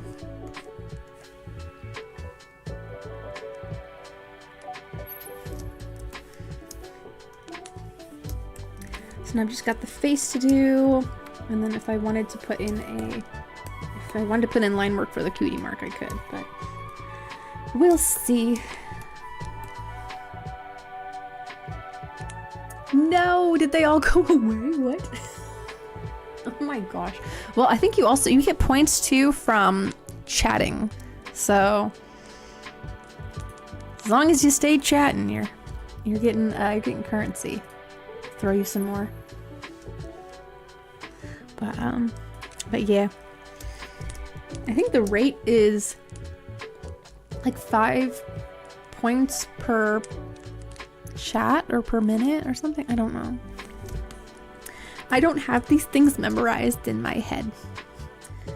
Because I just... Okay, good, you got one.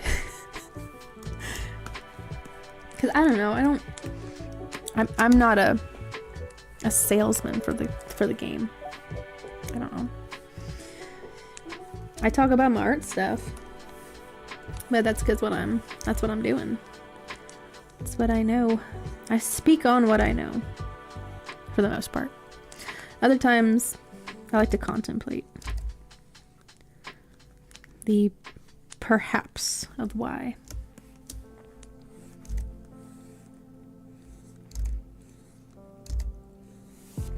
Just throwing in some extra little directional lines here.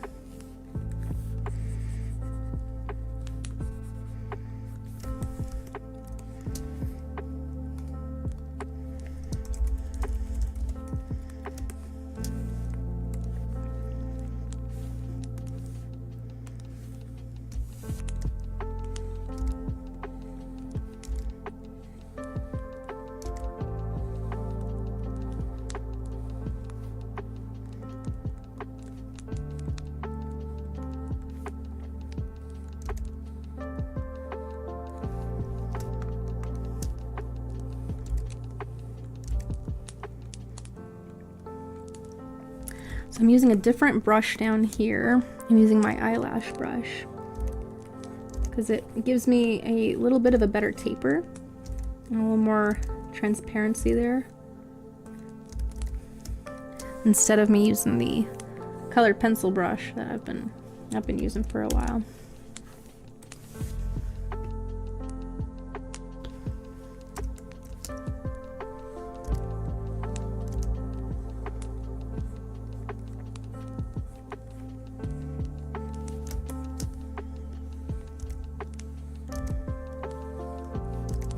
I'm gonna open up another canvas. I'm gonna put it over here so you guys can see what I'm seeing when I look over to the other zoomed out canvas.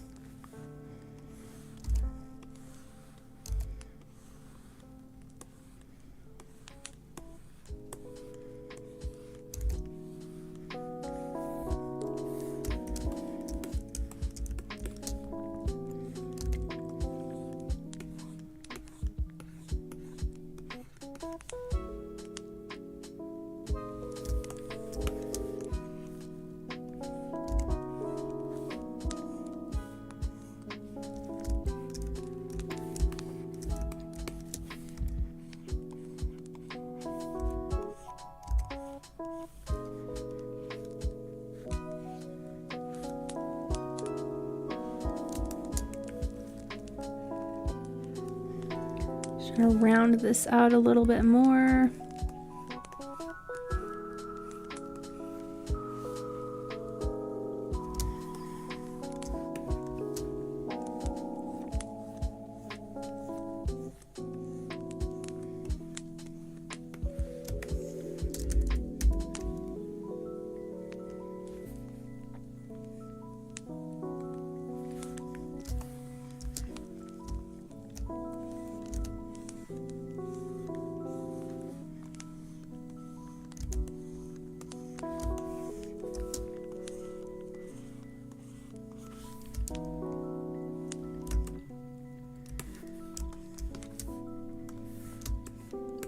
Moving over to this other eyelid here, or an eyelash set of eyelashes.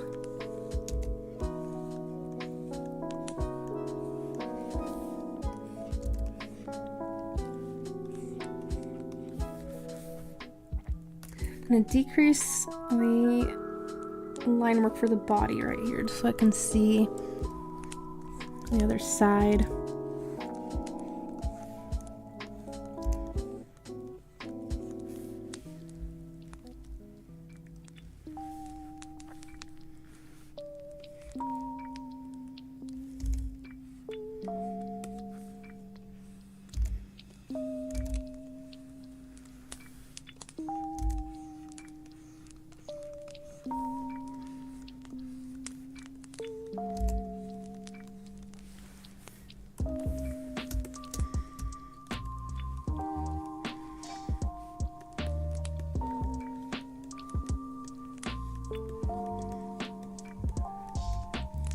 As I'm doing this, I'm thinking of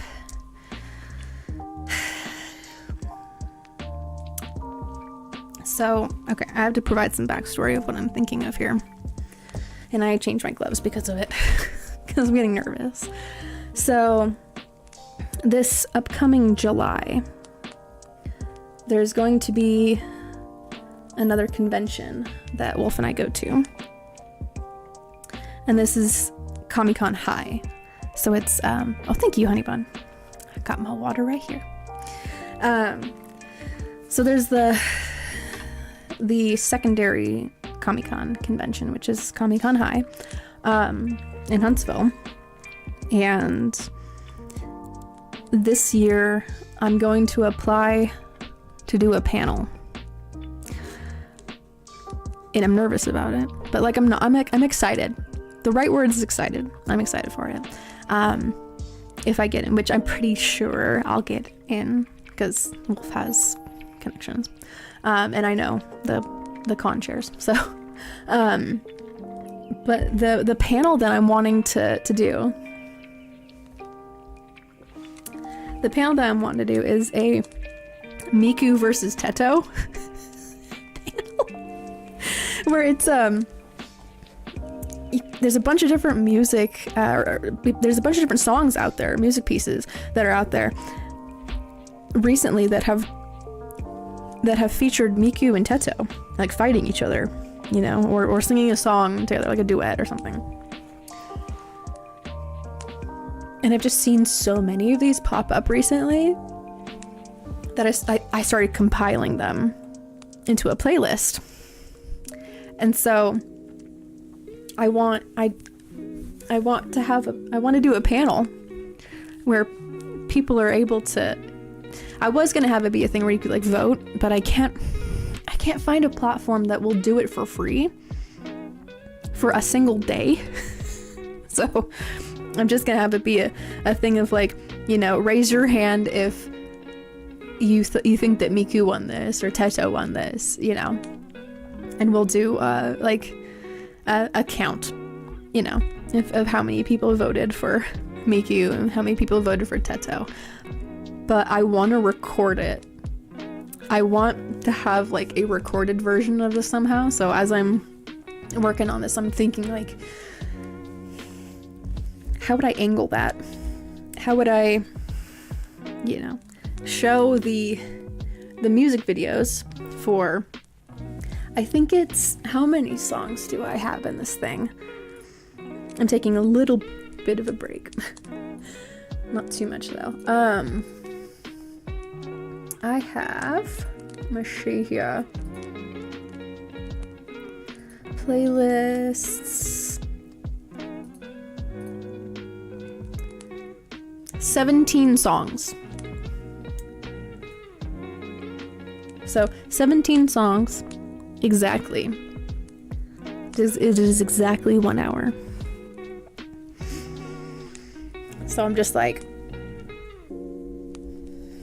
I think, because I want to be able to have a recorded version of it so that if I were to upload it onto YouTube here, you guys would be able to see the audience and then me at the panel and then like the video, the projector screen. So I think I'll have to have it like at an angle in the back of the room. I think that's how I would do it. So, but it's just, there's so many bangers of songs out there that have Miku and Teto singing in like a rivalry theme. And I was like, people need to see this because some of these songs don't have a lot of views on them. And I want them to have more views on them. I'm just like, they are so good. Some of these songs are so freaking good. And I have a Gumi cosplay that I'm gonna wear while doing the panel. Because I want it to be titled Miku versus Teto with Gumi. Like Gumi's facilitating the the battle here. I think that would be fun.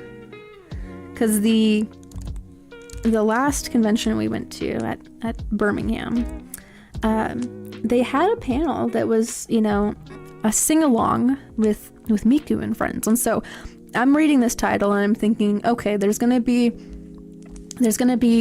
more than just Miku there. There's gonna be like other songs with other Vocaloids. And there's gonna be like time-matched subtitles, you know, with a little bouncy thing that you keep, you know, tempo with. It was a YouTube playlist with the captions turned on. And it was only Miku. And the person hosting the panel was not dressed up as a Vocaloid, they were dressed up as Glinda. Yeah, Glinda from Oz. I was like, what? Okay. It was a packed room though. Like there was a line all the way to the escalators. This is the power of putting Miku in the title of your panel and having it be about Vocaloids. Because people will lose their minds. So I want to have a melodic battle between Miku and Teto. But at the end, they are singing a duet together, and all is fine. Their rivalry has ended, and they're singing "Promise" by Sam Free. You know, and then afterwards they do a compliment battle.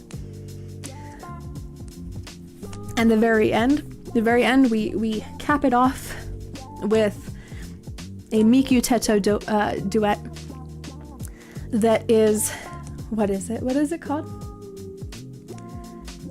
Miku's in one earphone and Teto's in the other, and they go back and forth and they're like combining it sounds so good. I want to be able to put it through like Miku's coming through one monitor and then Teto's coming through the other on like the right and the left side of the room. That would be cool. I don't know if I can do that or not, but I want to try because my goodness, this kind of technology is there's a, and this is going to sound like I'm 14 and this is deep, but it really is. I think it's beautiful. I think it's a beautiful type of technology to give people all around the world your voice bank. Hello, Candyman. Welcome on back, Horsey Obsessed. Good to see you again. Good to see you both. But to be able to like provide all of the people of the world with your voice bank, people that haven't even been born yet, like you give them the opportunity to write a song and use your vocals to sing your feelings, to sing your passion out. And I find that kind of technology to be profoundly beautiful. There's something about it that's always been very appealing to me because of how versatile it really makes music. So make the sound stay more on the left or right for each sound piece. Oh, okay, good. There's a term for it. It's like stereo or something. It's probably wrong, but like binary. Hold on a moment. I'll figure it out. tab. Oh, binaural. The term is binaural audio.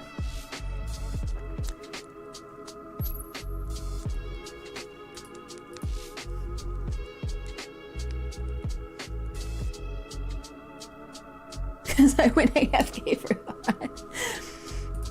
So with the calm atmosphere, the calm moods, we have to have some chaos. Otherwise, nothing happens. It can't be peaceful all of the time. So we must have our chaos. If you want more chaos, you can go over to my husband's channel because he covers news and riots and protests. And I'm over here like, this is my calm artwork. Come and chill with me. But we can't be chill all of the time, so sometimes there is chaos. But you can't have chaos all the time either, so at some points you gotta calm down. So it's a good moderation. A good medium there, a middle ground. I don't know what term I'm looking for, but all of those sound pretty good.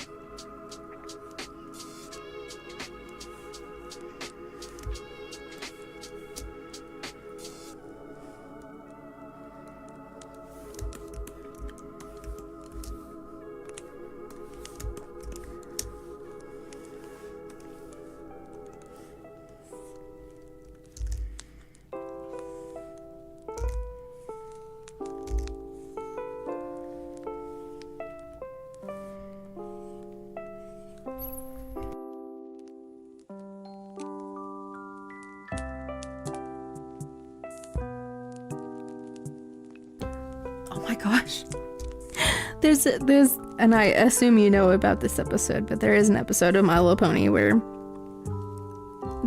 like, I think it's Pinkie Pie, she starts like growing fingers out of her hoof. That moment made my skin itch because I was like, this is not natural. This don't look right. These are cursed digits.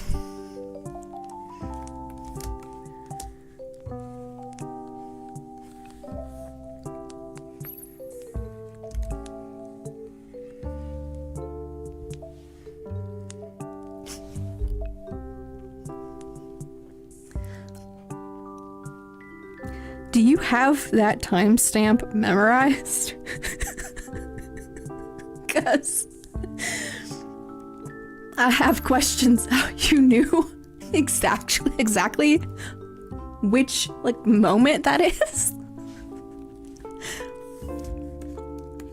And I assume you do, knowing how your memory is. I'm like, oh my gosh.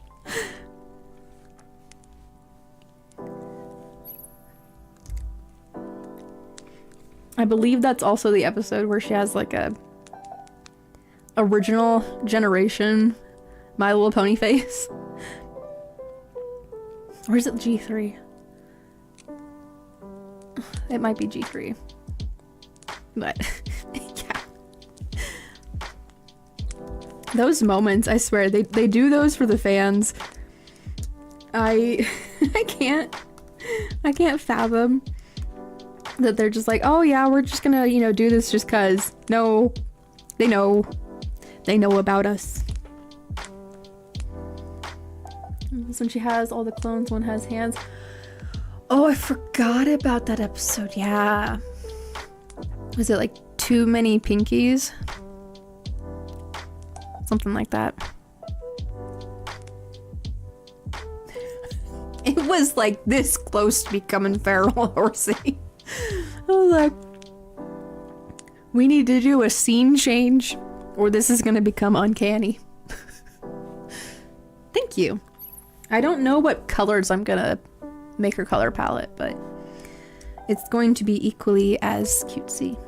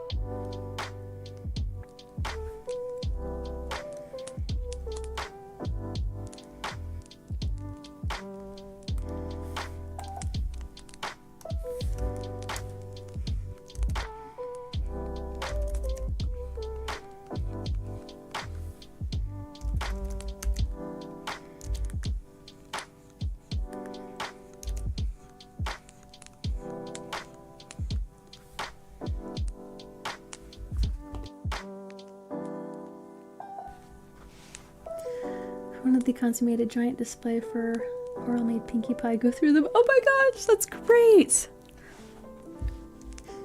Portal is such a... That was a moment in some internet famous games there. The hold that it had on people, the second one with Wheatley and the space core, space cube, whichever one it was, the little ball ones go space. The hold it had on people. I will admit though,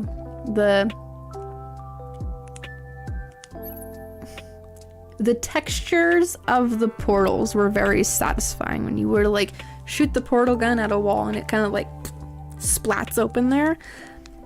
Or like the one that makes you jump fast or jump higher and run faster. Like it just, I don't know, something about it was satisfying. Yes, that's true, Strawman. That is true.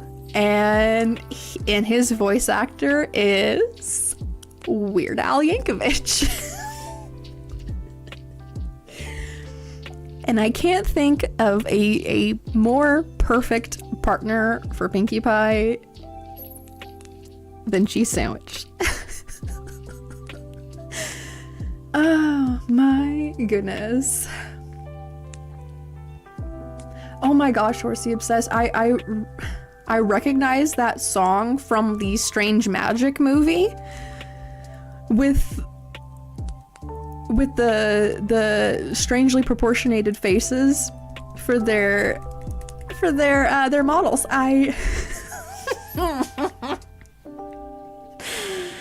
Oh my gosh.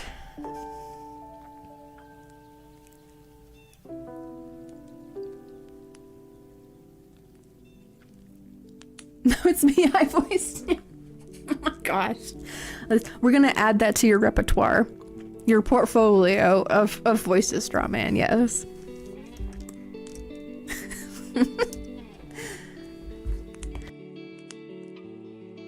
You know, now that Wolf is doing more voice acting and stuff, and I'm hearing about, you know, the commentary that the vocal coach is giving him,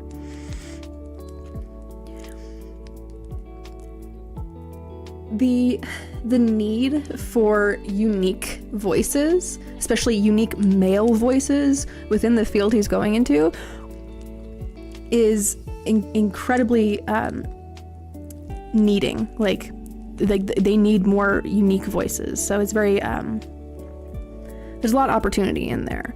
So for you, Strawman, I think you have a pretty unique voice. And I saw a YouTube short of people that were like voicing, like it was Disney villains versus their like real life voice actors, and I was shocked because I had no idea that the guy that voices King Candy from Wreck-It Ralph is the same dude that's in Resident Alien. I had no idea because he has such a unique voice. And he can alter it just a little bit that I had no idea. So, again, the need for unique male voices, because apparently there's a lot of female voice actors out there, or actresses out there, that it's like oversaturated. So, like, I know we joking, but like, in all seriousness, the likelihood that there are roles designed for specific male vocal ranges is, I think that is, I don't know, it could be a thing. It could be a thing. So, just throwing that out there. Something I noticed. I was like, perhaps. Got me into grunge before Nirvana. Oh my gosh, how did that happen? It does have his voice does have a story to tell. Yes, just the regular speaking voice, with like a lot of people, they just use their regular speaking voice. So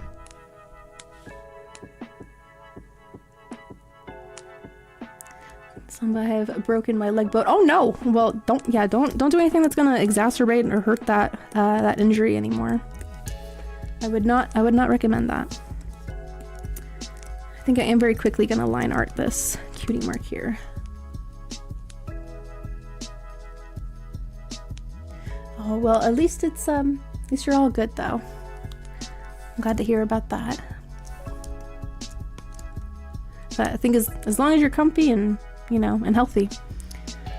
I feel like I was stepping on his... I don't think he would see it as like stepping on his toes, because you guys have different vocal ranges.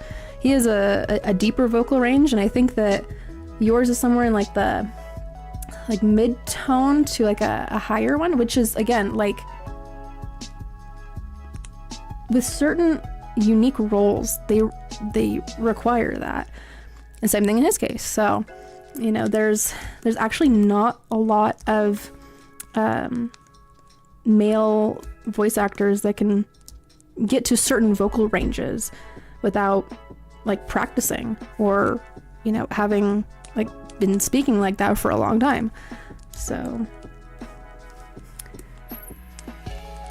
but you know, people gonna do what people gonna do. But it was something I noticed. I was like, huh, I had no idea that dude voiced King Candy. And then he's also the voice actor for the Weaselton guy in the Frozen movie. So, but like they need those kind of voices. There's always roles out there that need those kind of vocal ranges.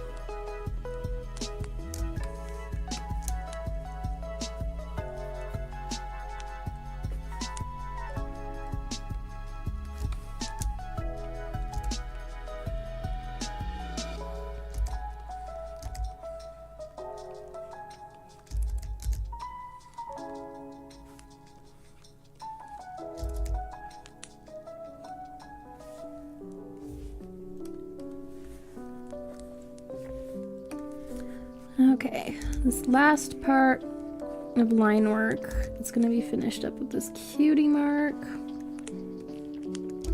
And I'm just making it like a, I don't know, combination of like a music sheet and a paintbrush, I think.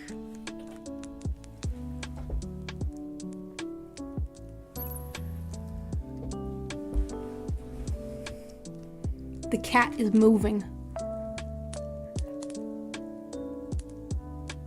I think she's giving herself a little tongue bath.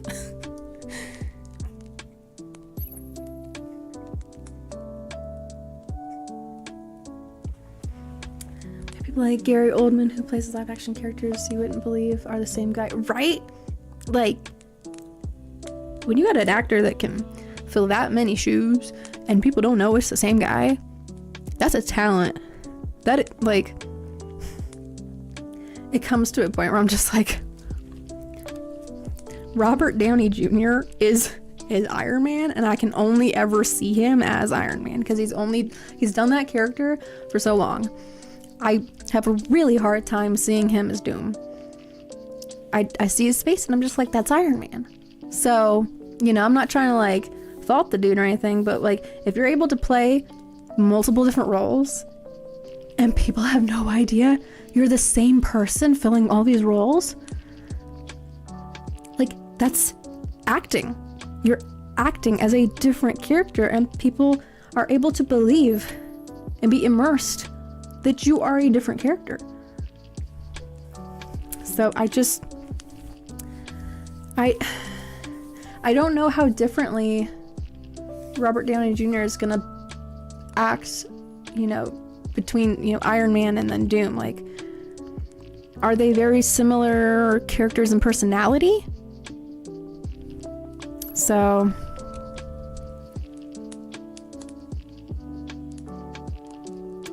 for such a banger peak childhood times. Oh my gosh, the grip that it had on people, on people. Yeah, the amount of times I heard "Let It Go," I was like, listen, the title of the song needs to be implemented here. We need to let it go. Oh. Yeah, they're shoehorning Doom as an Iron Man. And I understand that, like, in the comics there are multiple variations and iterations of Doom. I don't know if they're gonna stick with much of the source material. I don't know, man. It's Disney. It's Disney. So you see what they did with Snow White, and then how they're like doing a 180 on that, like, hey, we're gonna redo this, and we're looking for an actress that represents the old style of Hollywood. The chick that voice acted the original Snow White, that's the kind of person we're looking for.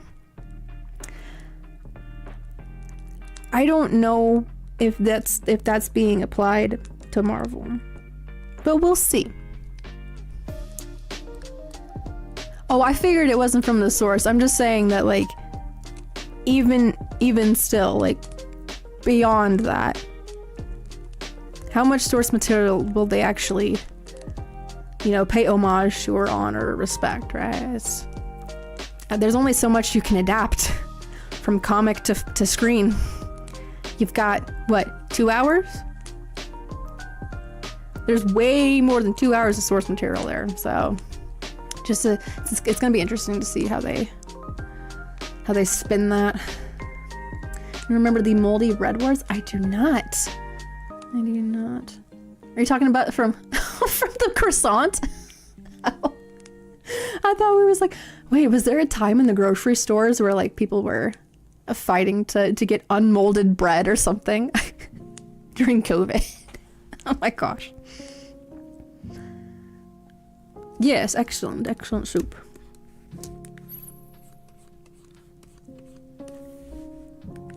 Moldy croissant. Could I offer you a croissant? Oh my gosh. That was the other...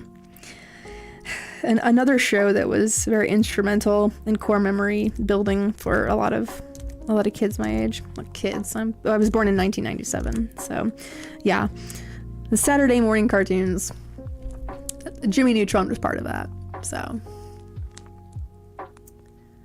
Let's make it a break move it to too many movies that didn't meet quotas. Yeah, absolutely. I think that this is a wake-up call for a lot of studios too. It's just like, people want to be entertained. They want to be immersed. Like, it's like my thing here, right? Like, you can have chaos. You can have calm, chill, atmosphere. You can't have both. You can't have one without the other. You can't have, one without the other there. You have to have both. And I think it's... I'm losing my train of thought too. But I think it comes to a point where it's like... oh gosh, did I lose my train of thought? I straight up did.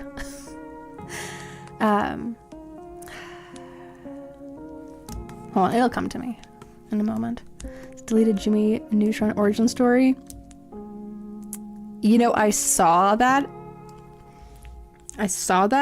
as a YouTube video. Someone did a video essay on it, and I didn't click on it, but I have it in my watch later playlist, and I think I'm gonna watch that. I'm gonna watch that afterwards, because now I'm like, interesting. Talking about like origin stories and source materials.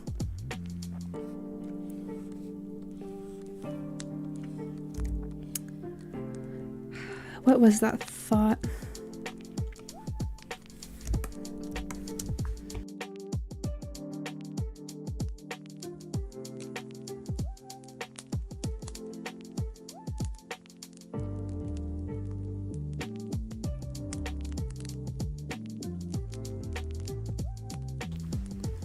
I'm trying to think of what the thought was, and I can't remember.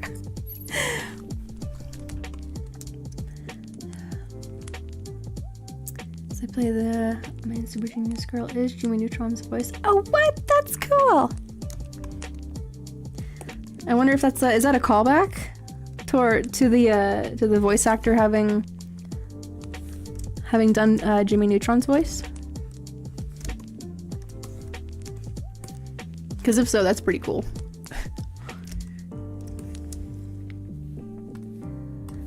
Throw the line work for the grass down here really quick because I forgot about this part.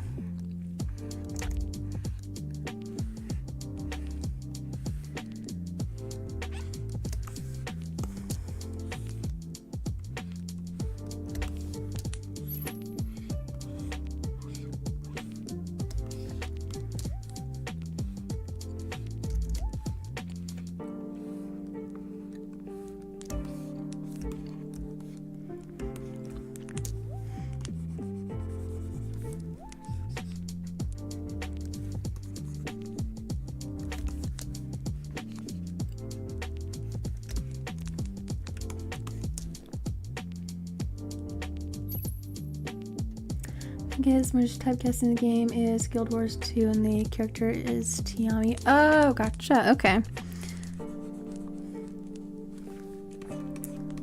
Well, I think I don't know, if it doesn't take away from the experience of the game, maybe it makes it better? Maybe it makes it more immersive? I'm not sure. I haven't played that game.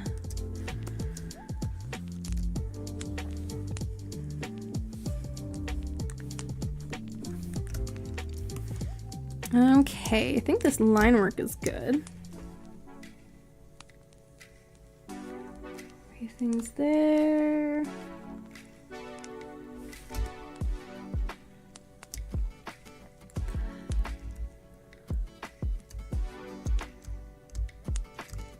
There we go. Okay, so I'm gonna apply some flat colors to these right now. So the different segments.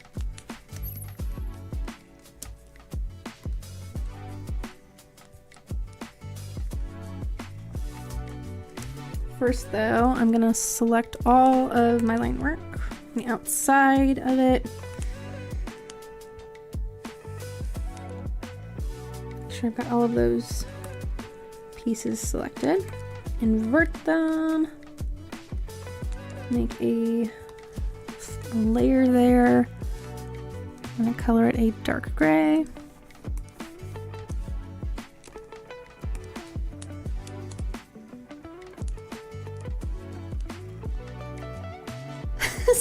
Celebrate!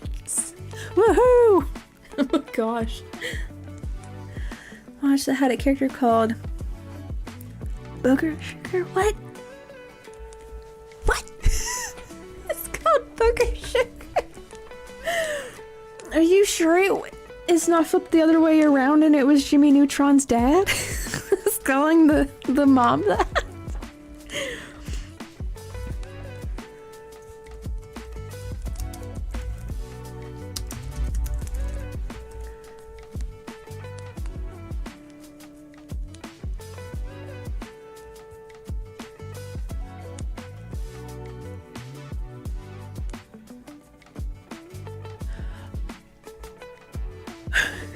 I think I found the one that you're looking for. I don't know. Maybe I am or not. I don't know. Is that the same one? Is it from Aqua Teen Hunger Force?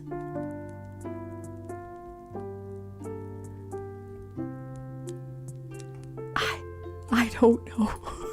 I'm like, look, I'm trying to find it. I'm like, that seems so obscure. Oh my gosh. Well, apparently there's a comic called Sugar Burger. I'm sorry. I can't say the full thing of that. I feel strange. Wow. Oh, I should have guessed.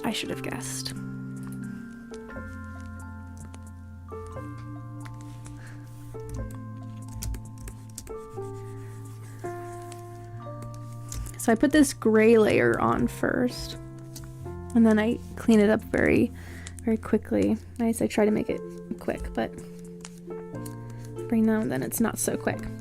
But I do this so that I don't have to worry about where the other colors are going, because they're all linked to this layer here. Oops. So the only areas that the color is able to attach to is where I am drawing right now.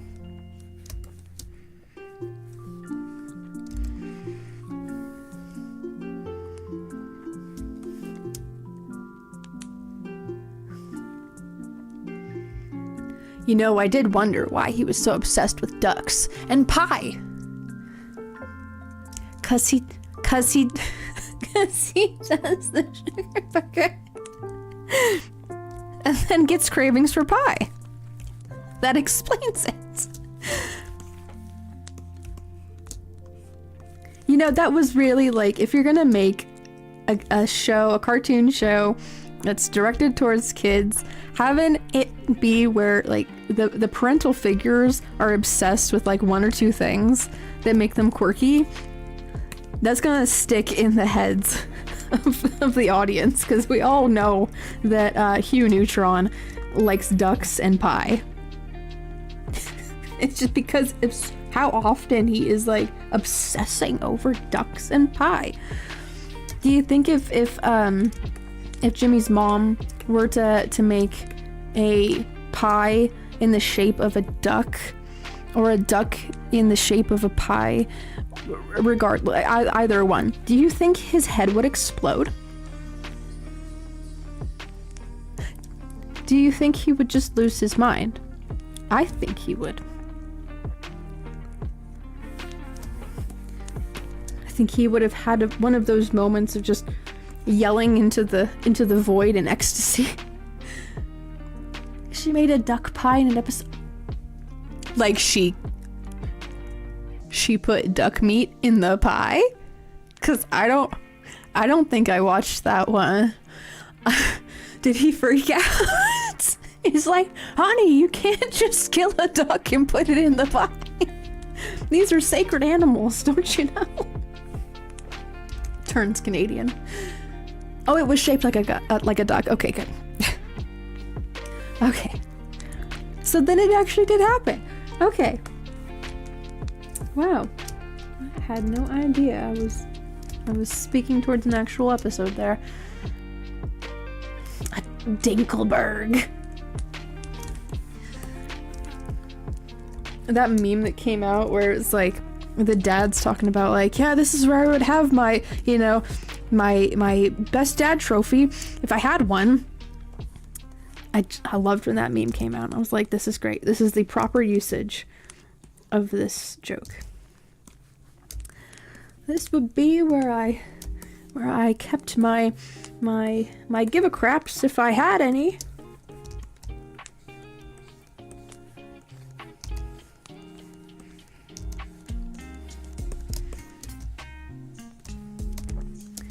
Talking how bad guys in the movie are chickens. That's right. That's right. They are like weird green goo aliens that worship a chicken.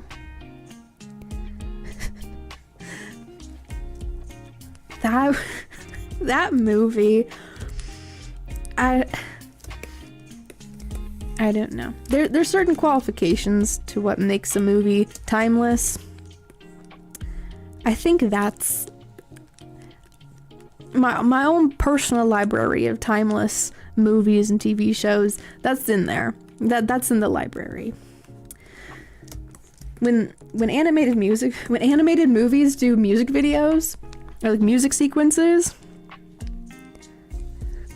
especially when it's kids in America and you've got, they're all like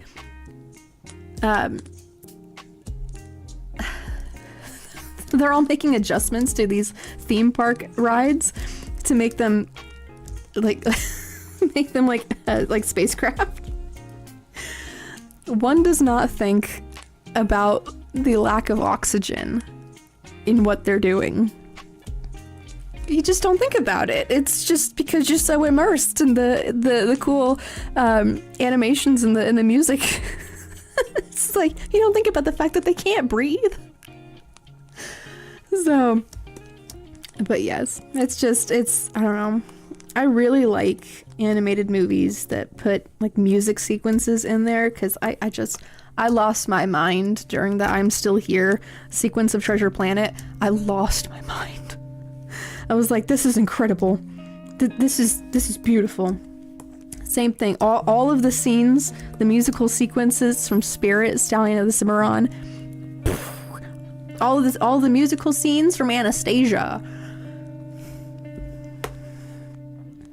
Like Once Upon a December is I think musical sequences and numbers like that, having them be animated is such a W move. It's because there's so many things in animation you can't do in live action, but they emphasize the musical number so much. So, sorry, I'm going into a whole spiel about it.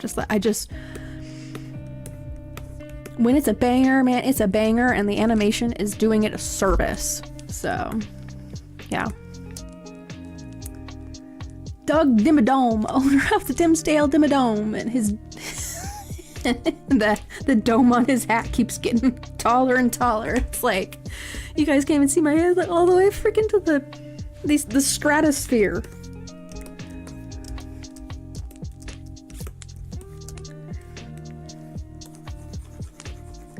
His long lost son that he hasn't found and hadn't seen in several years because Vicky was keeping him in a basement or whatever.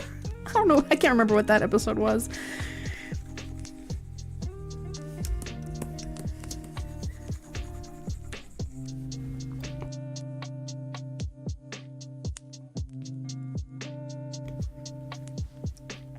Oh, animating a space thing. Cool.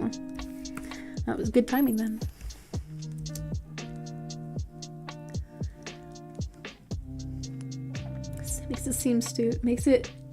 How it makes Stu seem like a giant piece of shit. Well, yeah. I mean, the notable scene that I remember of Stu Pickles was in he's like super tired and he's like drinking coffee at like 2 a.m. or something, whatever it was. I think we've all felt that. It's just like, man, life, man.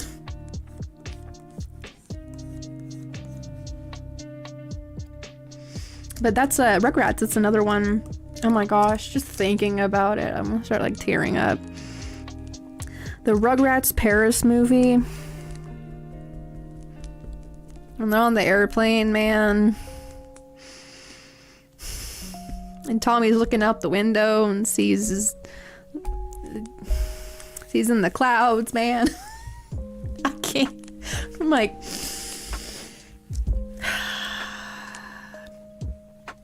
so I'm saying, man, like there's some things that you can't do a live action adaptation to, because it just doesn't hit the same.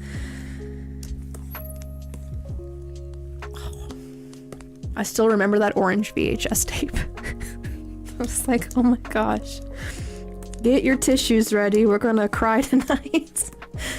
So, but like hitting on that kind of a topic, like again, like the music sequences, I think, because I'm looking back on it, they really provide like a good foundation for talking about and discussing like really heavy themes in kids movies, you know, because like in Rugrats right there, it's like Chucky doesn't have a mom, and he sees all the other babies like on the plane, like, you know, cuddling up to their moms and stuff, and it's just so like to see that as a kid and understand exactly what's going on, and the music, because the lyrics are saying exactly what he's thinking and what he's feeling, you know. And I think back on, like, you know, I'm Still Here from Treasure Planet, and, you know, Jim Hawkins, you know, growing up and you know, not having a father figure and like seeing him like leave and not having any explanation of like why he left, and growing up, and you know, Silver becomes more of like a father figure. So, and it's like there's thematics that are involved, that like the crescendo of the music.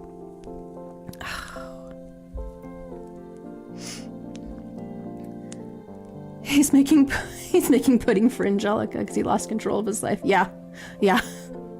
I think a lot of parents have felt that before. It's just like, why am I'm doing this because I love you, kid. I can't. I'm so tired. Yeah. I cracks from the pressure of lack of air in space. Oh no, she's gonna freeze. I wish you luck on your art piece, honey bun.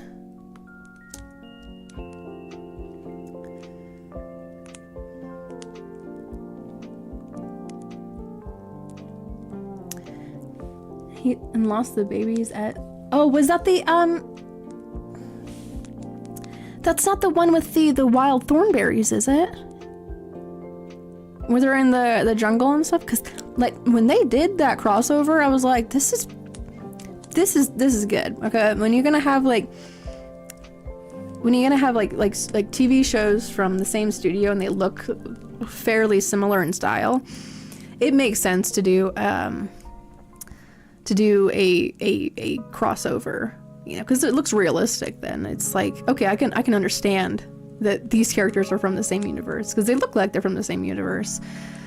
So that's why I get kind of like, I get a little irked with the Cal art style that Steven Universe, Star vs. the Forces of Evil, Gravity Falls, and Amazing World of Gumball all have, because I'm like, when are y'all gonna do a crossover? Because it looks like you're from the same universe. So that's a Rugrats Too Wild. Oh, okay, gotcha.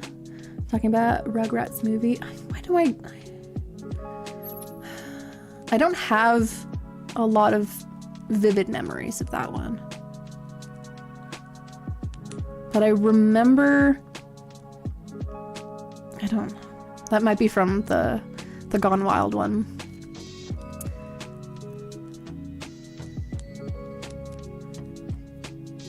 That would be fun. Yeah, that would be fun, Strawman.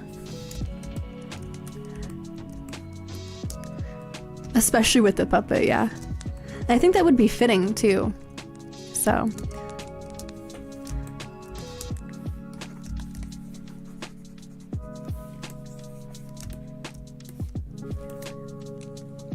I'm just making sure I got everything in here. Knowing me, there's probably a little discrepancy somewhere.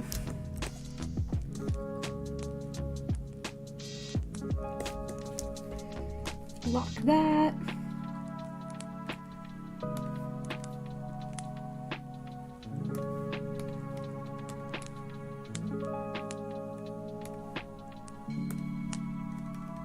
Okay.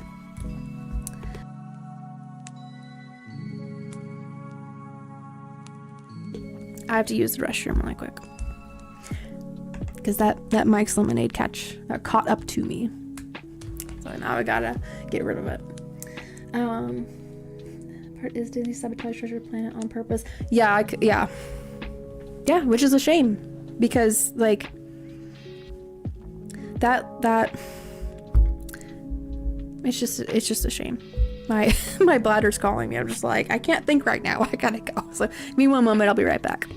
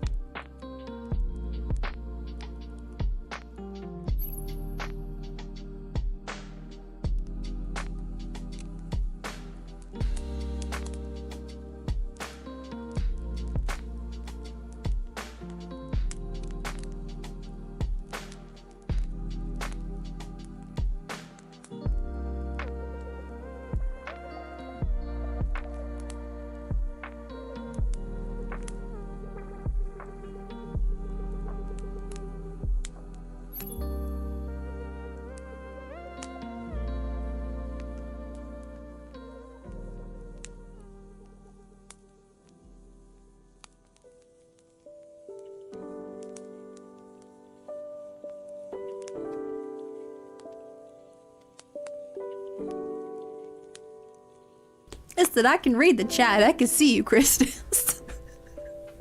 Trying to form a coup.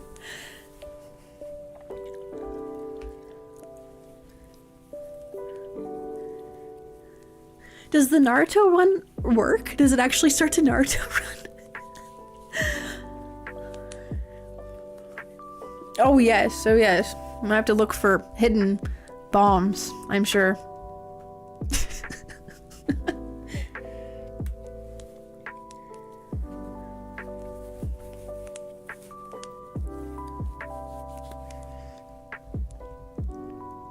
Nothing shady at all.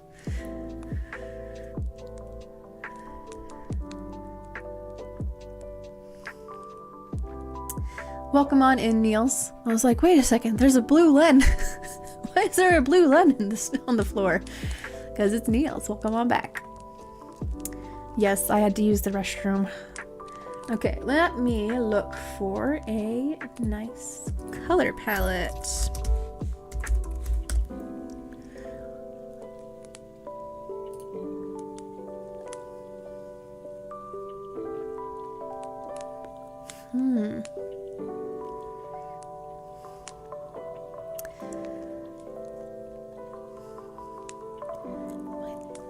Land Before Time and show Littlefoot's dad.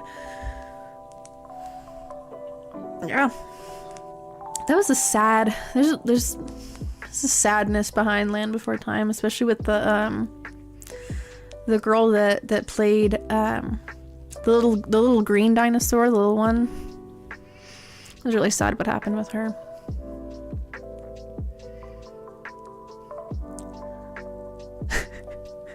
Don't eat the red snow, honey bun. It's not cherry flavored. It's not strawberry either. It's blood.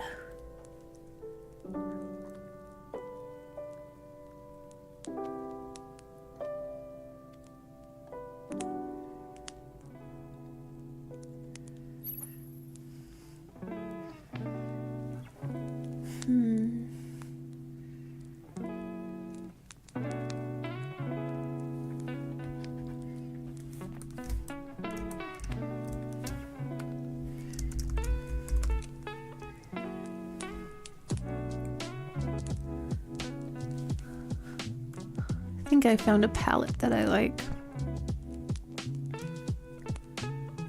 It's very purple and yellow, but I like the shades. They look nice.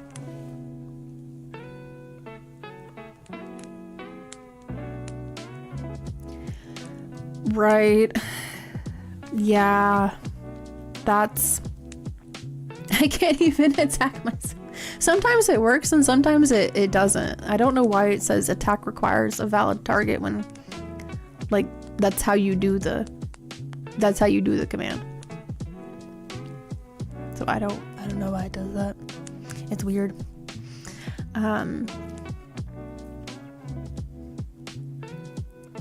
Yeah, I could see that being a thing, yeah, where he's, you know, just so like distraught and heartbroken over it that it leaves a lasting impact. You know, there's some things that you experience and you can't forget about them. You know, that ends up being like traumatizing.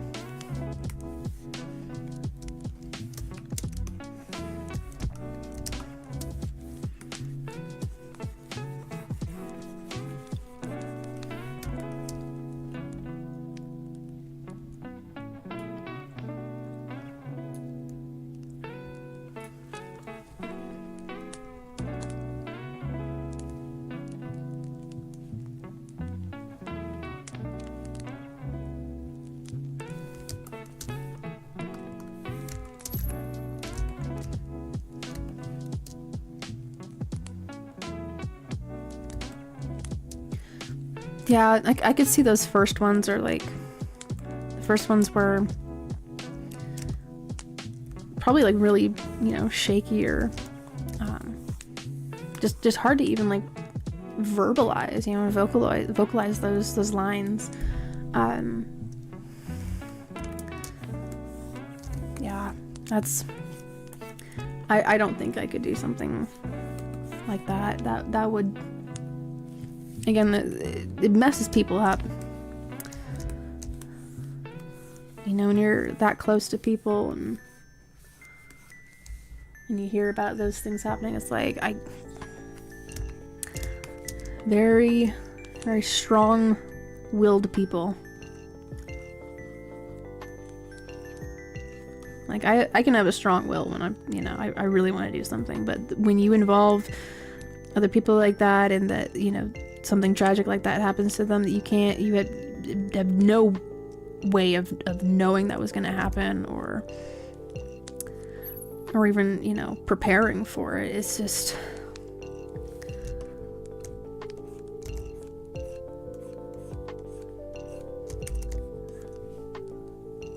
there's things that are very harrowing.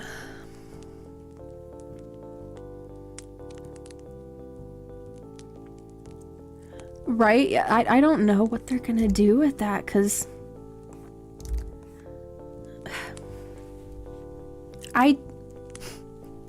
this was like an answer that popped up in my head, but I really don't see Mike Judge doing something like this. And I don't see it being like a respectful thing either to the voices that we've lost. There are people that are doing AI voice banks of actors and actresses that aren't around anymore. I'm just like, I don't know. I don't think that's gonna be good. Because, you know, I talked about Robert Downey Jr. beforehand, but like, he had signed a thing where it's like, you guys are not allowed to recreate my voice and do things with it that, you know, I'm not approving. So, oh yes, yes, yeah. He's got like the little hole in his neck from smoking too much, and he's got to talk like this. Eventually, someone's gonna start selling him a box of chocolates. What are they selling? Chocolates.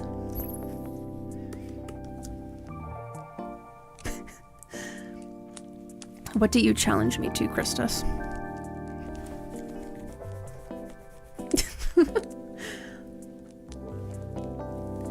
Yeah, they could have it be a thing where like Luann and Lucky have like moved to a location that's better for Luann's, you know, beauty career or something. I drop Bobby Hill in 30 seconds. Oh my gosh. Okay, hold on. Okay, let me get my color ready. Okay. I can't time this and draw at the same time, so you're gonna have to time this for me, okay? Make sure I don't have my stabilizer on. Okay, 3, 2, 1.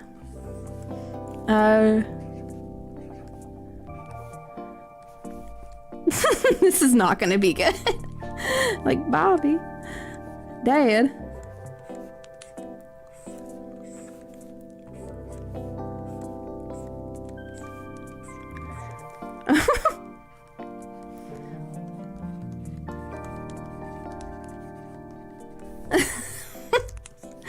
I think it's been past 30 seconds. He's usually wearing like shorts.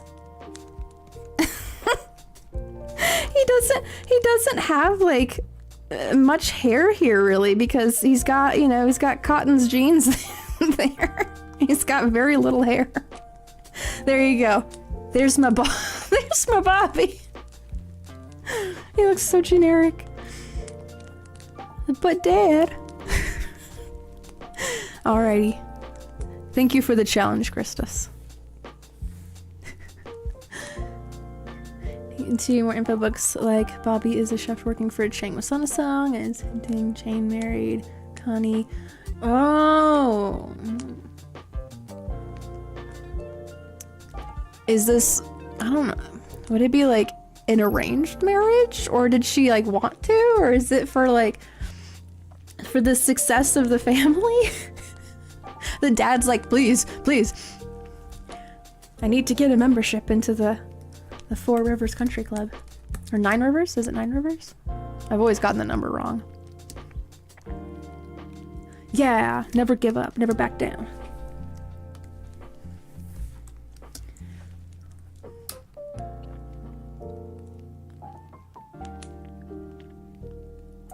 Where is that palette again? I think where did it go?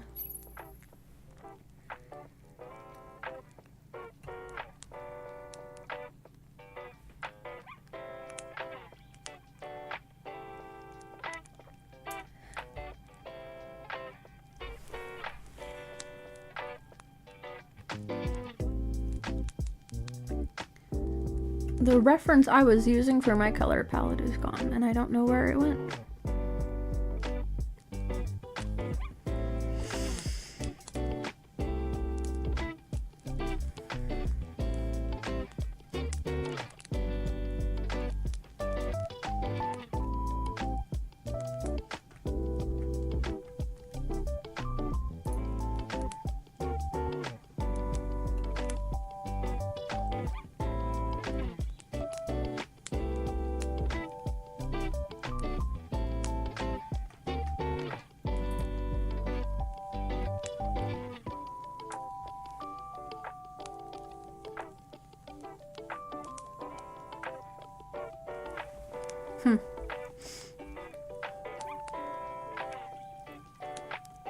Right, like a lot could have gone on.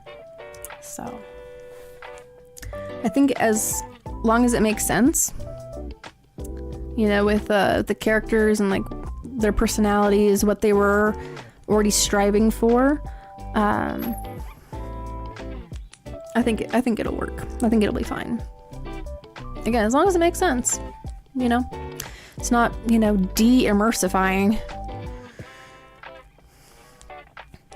Earthbound Pony is considered disabled compared to the other two.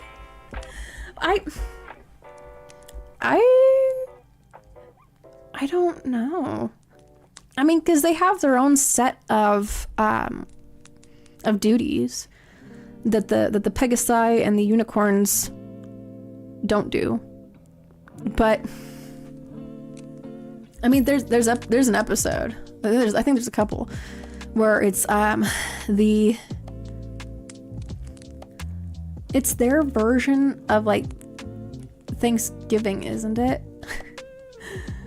Where they're going into like the lore and the backstory of each of the species and how they had to like come to an agreement on their roles in society. So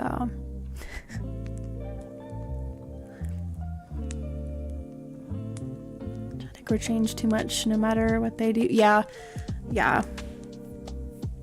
I think it depends on who's, like, because I know Mike Judge is involved with it. I think it just depends on like the other people involved with it. So dwarves in fantasy, they are tougher and stronger, which would make sense why you've got Applejack working on a farm. So, you know, and same thing with like Big Mac, because he's a draft horse. Like, yeah, it's gonna make sense. So, you know, when you're putting that much time into pushing and pulling things around, you're gonna bulk up, yeah.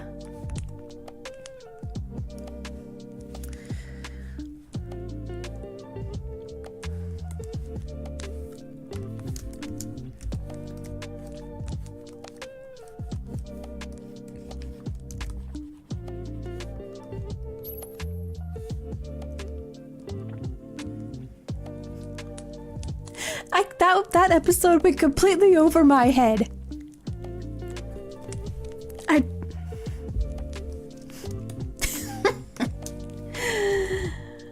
What a shameful act, Big Mac. How dare you? We don't talk about that time. Big Mac disgraced our family name. I told him not to mess with that Clarabelle over there. When the pony lore, that's what I'm saying.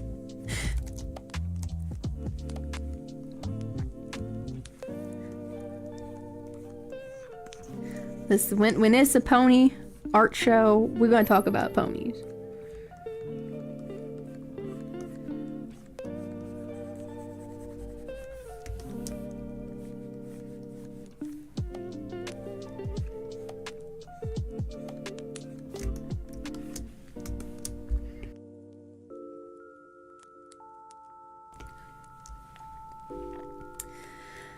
Keep a Pegasus and a unicorn, baby, and the dad's like, well, you see, there's this in our family truck. I'm not a cookies.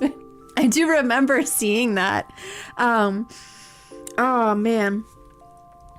Was it the hold on a moment.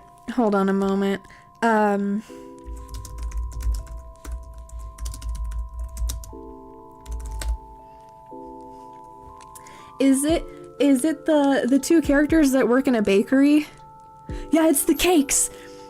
Cause I remembered that episode where one of the main six, or like Scootaloo, or one of the main characters is having to babysit them, and they're just like, yeah, you gotta get your kids out of control. You know, they're like destroying the bakery stuff. Oh my gosh.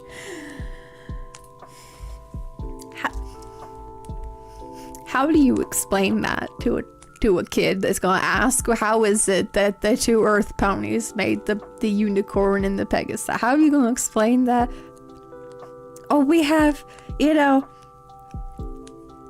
this in our family history. Mm-hmm. Sure. Whatever you tell yourself.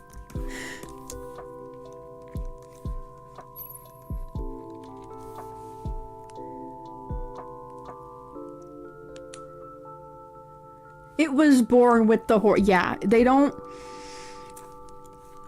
grow horns later in life. They are born with them. Which also then begs the question of, like, is it painful? Do they have to, when they give them birth, do they gotta come out head first with the horn first? Or are you gonna, like, puncture something? Right? That's what I'm saying. Like,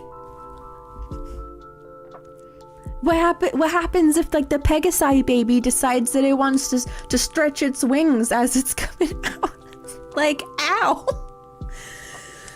Oh, man. See, when you're watching these things as, like, a kid, right?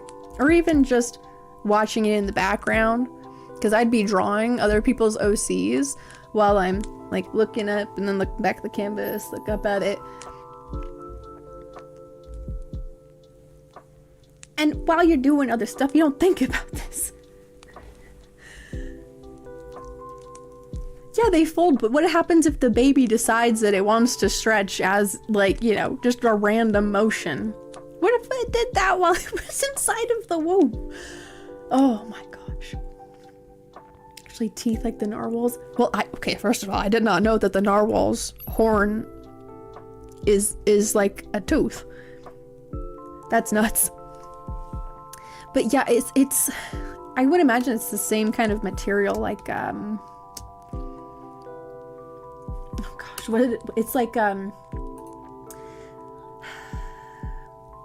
it's not skin cells, it's like, what is it? It's on the tip of my tongue.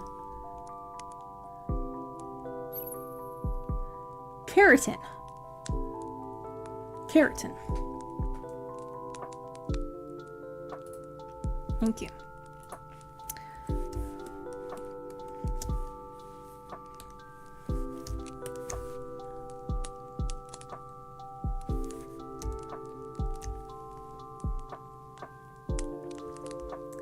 Are pony species too, like the sea ponies? Oh, okay. I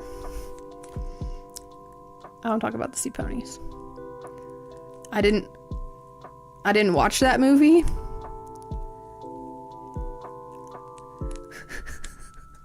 But I know which one you're talking about, and I did not watch that one. I kiboshed that one. I was like, I am no longer in high school.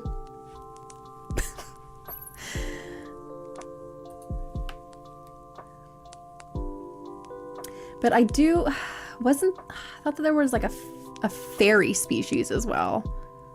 Like a little mini pony one. Oh, you did say fairy ponies, okay.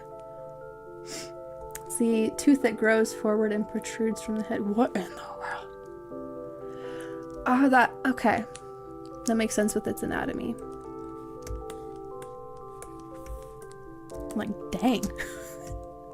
The unicorns just have a single, like, tooth coming out of their forehead and it just keeps growing. Oh my gosh. So they here and they show the little goat dragons. Oh my gosh. Oh, that's cool. Yeah, if I'm feeling my poniness again, I'll look for that movie because I imagine it's probably out there for streaming somewhere. Someone's put it up on like Kiss Cartoons or something.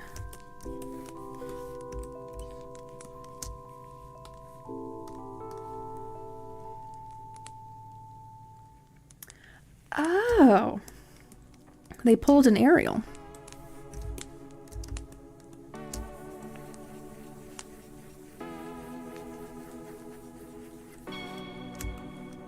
So they're not entirely flat colors because there's some gradient to it, but I'm not putting any shadows on this because I just want the flat color by itself.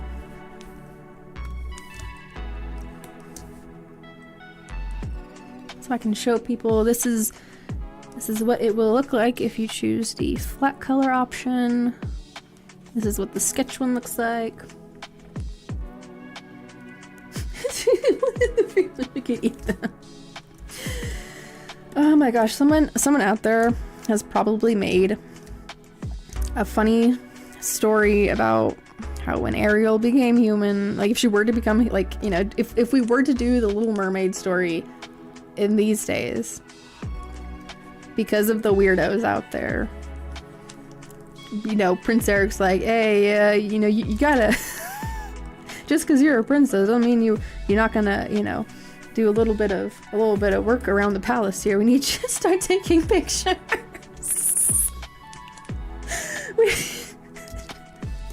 we need you to start. We need other people to look at these. Awful. Awful. The original fairy tale, she wants her face. What in the world? And that's before she turns to sea foam, right? Oh my gosh. Good grief. Does pony B represent or symbolize? I don't know. This is a random pony. This is a commission example pony. That's what it represents. It's examples for my commissions. Oh my gosh. I know exactly which clip you are referencing, Spank, because of the emote. That moment that was a death call to that movie, that moment right there. As soon as you're gonna be saying stuff like that, you have alienated and divided the audience. Send Eleanor Roosevelt pony. It is a ladybird pony.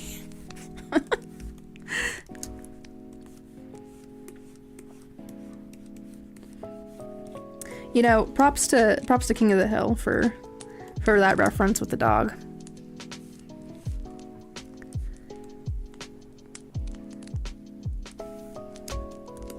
Because I would not have known that.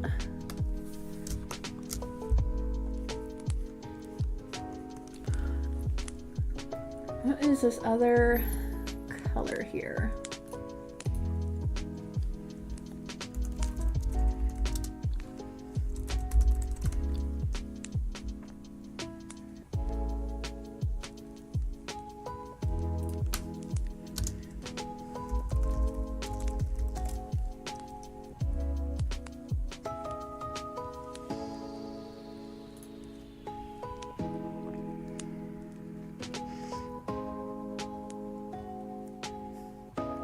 Even Gen Z is coming around to the world shenanigans. Well, I mean, if you look at the statistics of how people are forming opinions and thinking on things today, the younger crowd. I can't really say much about you know, the youngest of not Gen Z, but it's like Gen Alpha that's after Gen Z. I don't know how they're gonna fare, but I think that there's hope for the Gen Z that has lived long enough and seen enough to know that there's some tomfoolery happening. So yeah. I think the awareness of it is really a key factor in that. Excuse me. And I like to put it in the perspective of, like, if you were to simplify things down into a, you know, relationship. If one person in the relationship is constantly manipulating and gaslighting and talking down to you and telling you what you need to think and feel and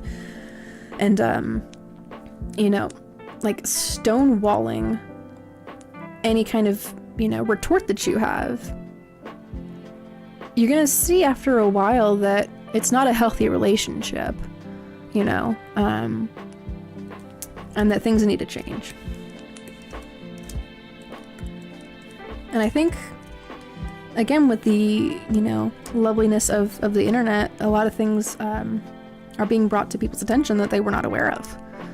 So, you know, even in the formatting, you know, of the short form videos, you only have so much time to put out, you know, all this information to people. And for a lot of them, it's, you know, shove a bunch of information super quick in this, you know, 60 second video and do the bare bones amount of research, and then they get called out for it in the comment section, just like, hey, this is not true. And the way that you're formatting this is so like bullet fast that it's a bit overwhelming. You know, people go on thinking that, you know, there's like secrets behind Mount Rushmore, and I'm like, you can see behind it. This is a Google search, you know. These hidden areas are not hidden. Like, there's a whole like sections on the internet dedicated for them. It's, you know, it's the formatting too. Let's see, what other, why do I want green? My brain's like, put green. Yellow, purple, green. But yeah. That's what they were trying to say. It's like, oh, it's a secret and nobody knows about it. And like, if no one knows about it, how do you know about it? And how are you telling me about it? And why are there pictures upon videos of it? Like, it's not secret. So again, yeah, it's like what Spank said, it's there's like seeing, like, stirring up emotions. Because when people are upset about something, they're gonna share it, or they think that they've, you know, found some esoteric knowledge, they're gonna share it. So there's making now when they canceled a movie that looked good about a giant. What was that one? What was the name of that one with the giant?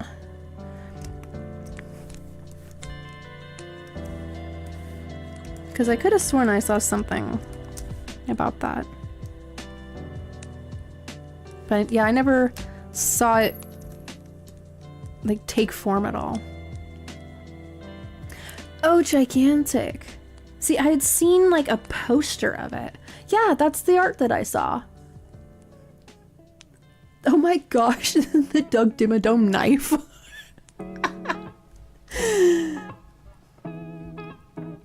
But yeah, because that was, it looks like it was supposed to be like a giant beanstalk story, you know, with the magical beans.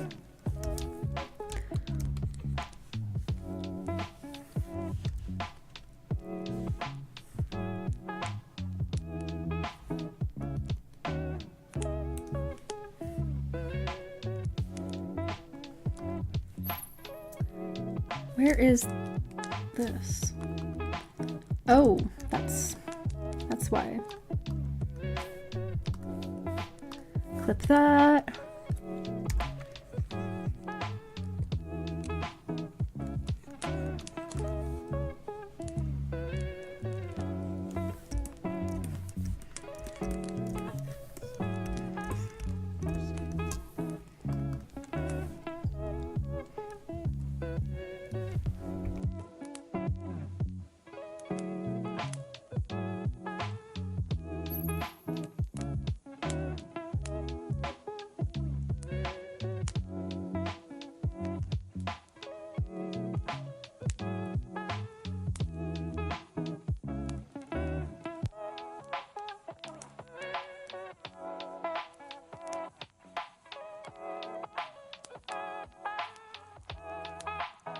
Whoopsies, I was muted. I was clearing my throat earlier.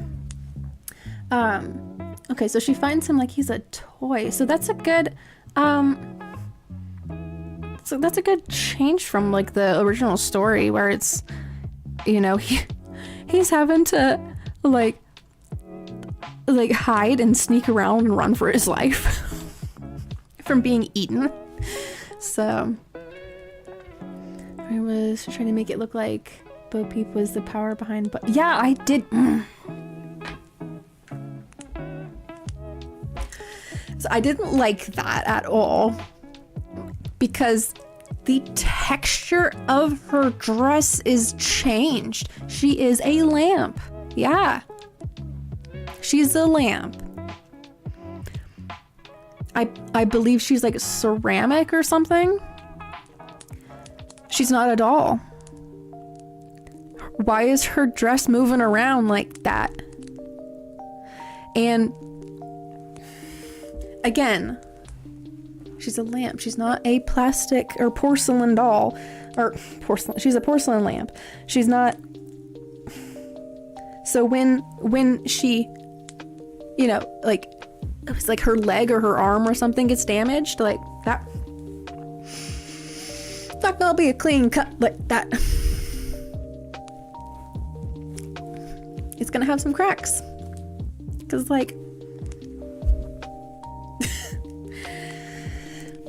and it was a total personality change too. You know, it's, yeah. Trying to do like the whole like boss babe thing with Bo Peep. And they go and they make Woody and Buzz look all, I don't know, like they tried to himbo them out. I'm like, we have had how many movies to establish these characters, and you're gonna go and do this?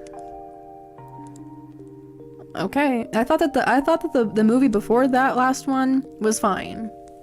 You know, you've got the whole like incinerator scene where like you got grown adults that grew up on Toy Story that are bawling in the theater. Like that's how you know you've got a good conclusion. You know, you cap it off. It's Bonnie at the end. Andy's grown up from this, and so have we.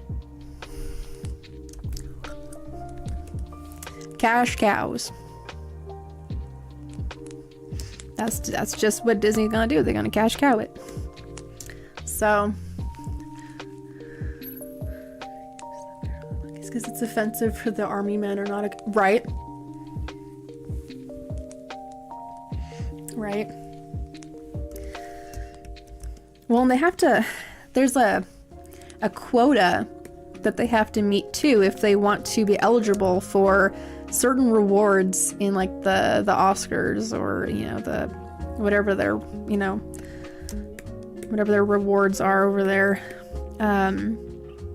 But you have to have a certain number of, you know, these scenes, these moments. You have to cast these type of people, whether it's good for your movie or not. So that's so silly, because it's like, and I've had these discussions with people before, that it's like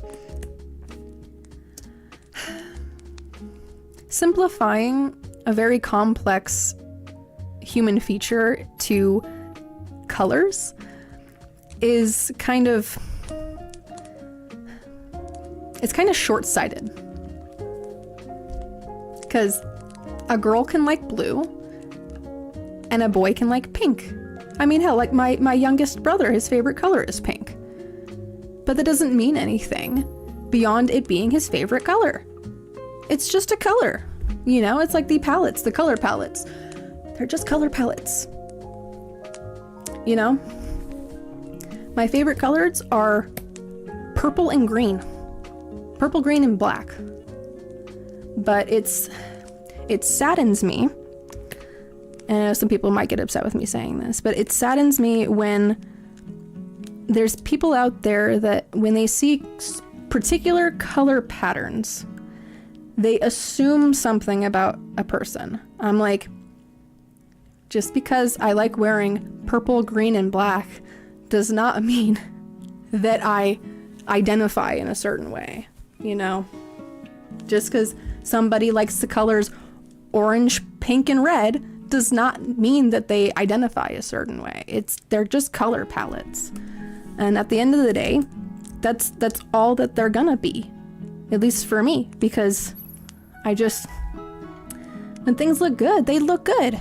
And when they don't look good, they don't look good. So trying to tell me that a character that has red and green is not, you know, Christmassy looking.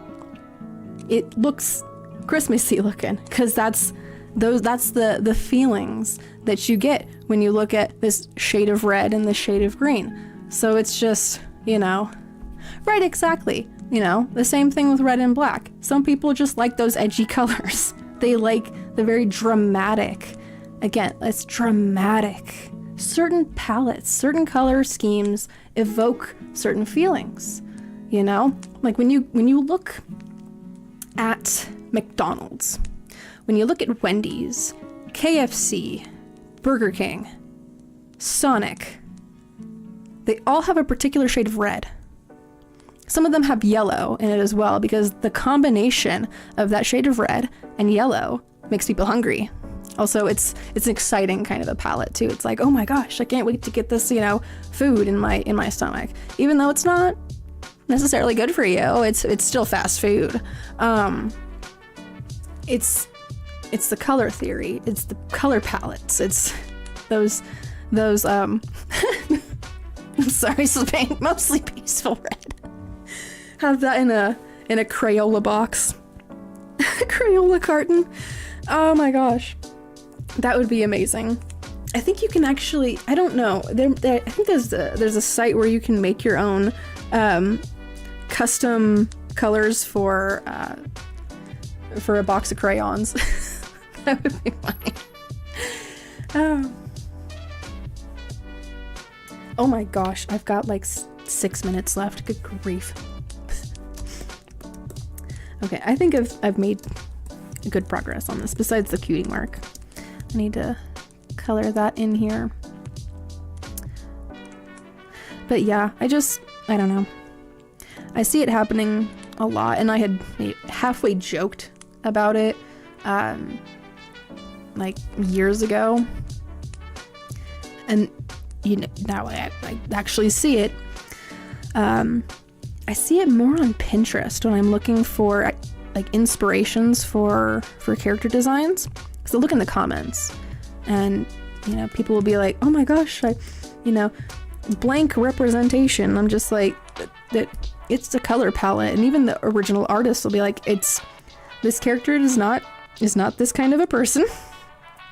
They just, I just have them drawn in this color palette. It doesn't mean anything beyond it being a color palette. So.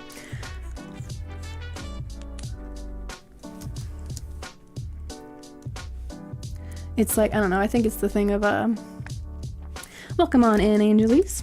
Good to see you again. Even if for a little bit, since I've got just a little bit of time left. But yeah.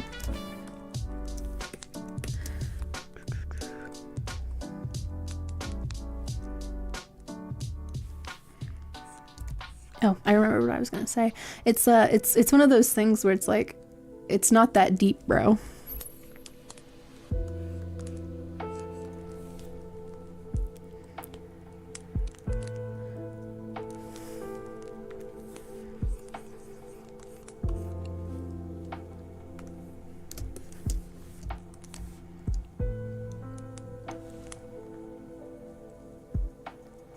Oh, really? You know, I'm not at all shocked that that's happening to her. I came across a video, a short. It was a clip from her interview with who was it? I can't remember who was interviewing her. But she made a fool out of herself. Really embarrassing. She started talking about how much she you know, loves learning about how excited she is to learn about STEM, and she was listening to an audiobook about string theory while also reading a book on astrophysics, and she loves astrology, and we're all made of stardust. And you didn't deserve that spot, honey.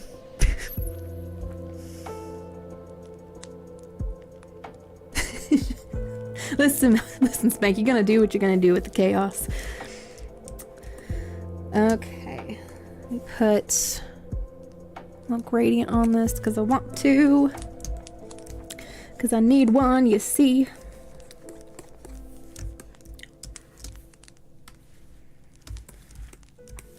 Okay, I'm almost done with this one. I just need to clean up some of the colors. Well, I guess I'm not entirely done with it because I need to color the lines too. I don't like to leave my lines the standard black color because I like to color them in. It makes the design a little softer, I think. A little easier on the eyes.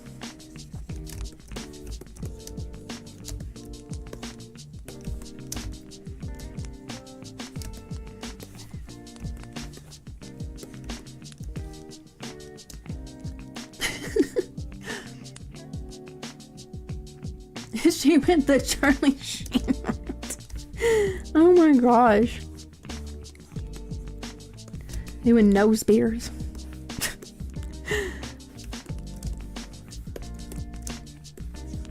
I did not know that was a term for Coke until I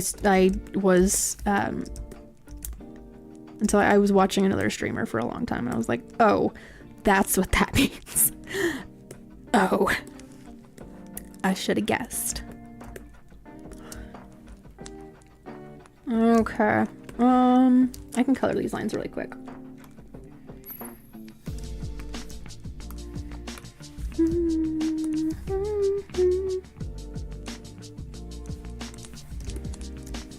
Whoops, it was a wrong brush.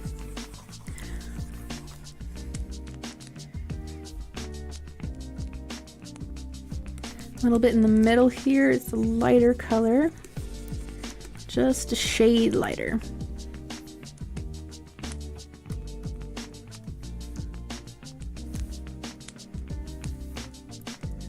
We'll fight you with a hug. Kill him with kindness.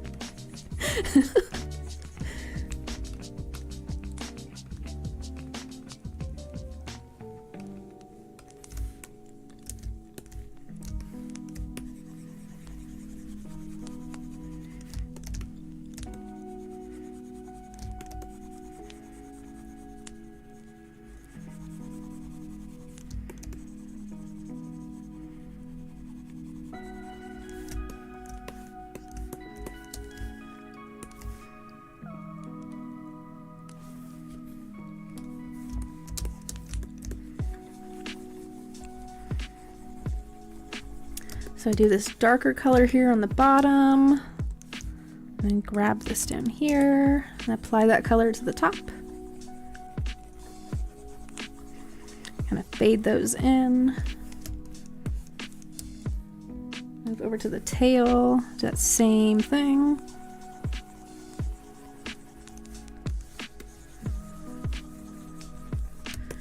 Okay. I need to color in the grass too, but I'll do that. I was thinking, I was like, do that tomorrow or do that now? Why not now?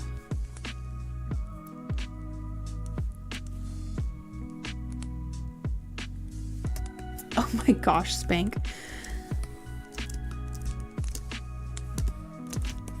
Don't be getting me all thinking that I need to, you know, spawn in your lady here.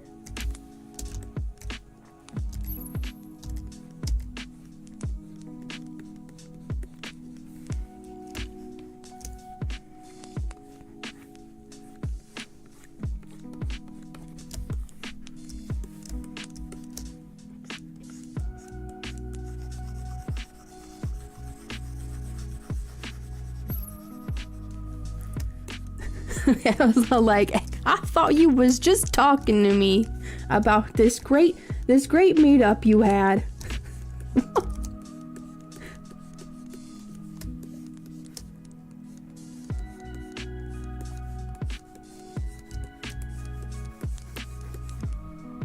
Ooh, something about the shade of green and the purple that is just, I really like it.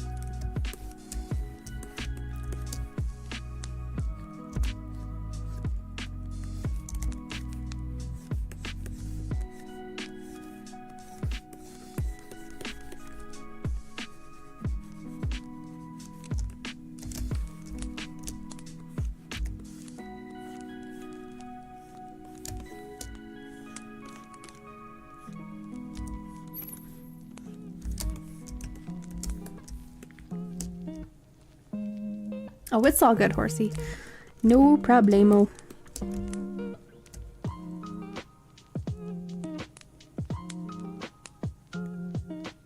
Oh, for sure. Yeah, with, you know, how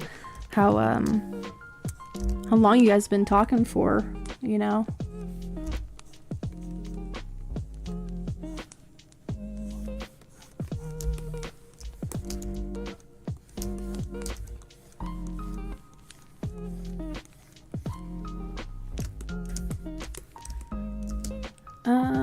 Oh, I forgot to color the lines inside of her eyes. Okay. Taking a little bit of an extended time so I can finish the flat color of this. Because I would like to finish the flat color here.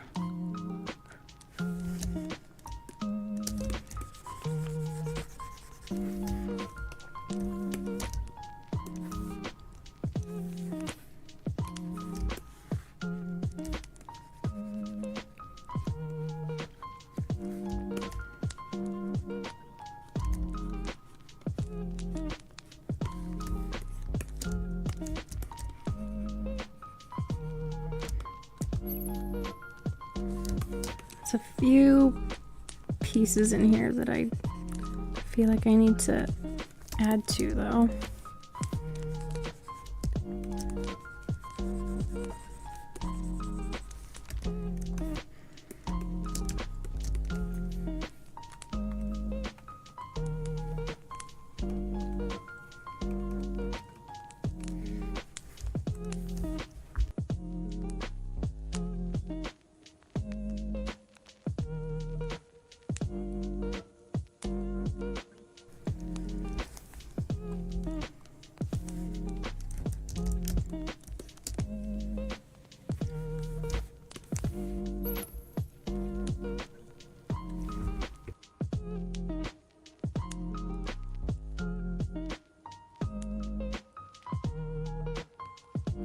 My stream deck just decided to off itself.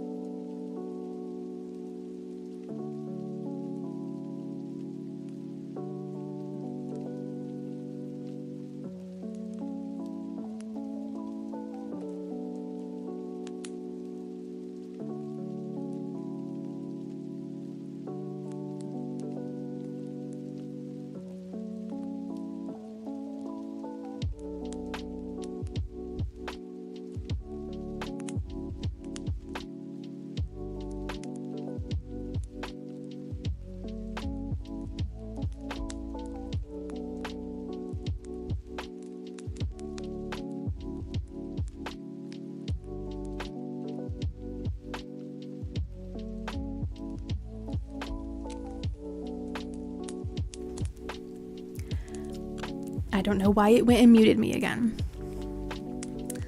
But there. Okay. So what I was saying, I was adding some highlight into here.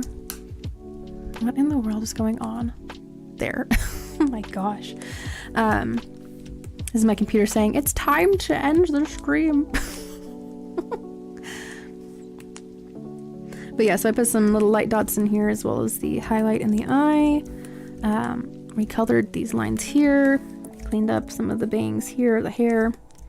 But yeah, so this is where I'm going to end the stream for the night. I'm going to be back tomorrow evening, and I'm going to work on shading and doing highlights and different things, and polishing up this piece some more.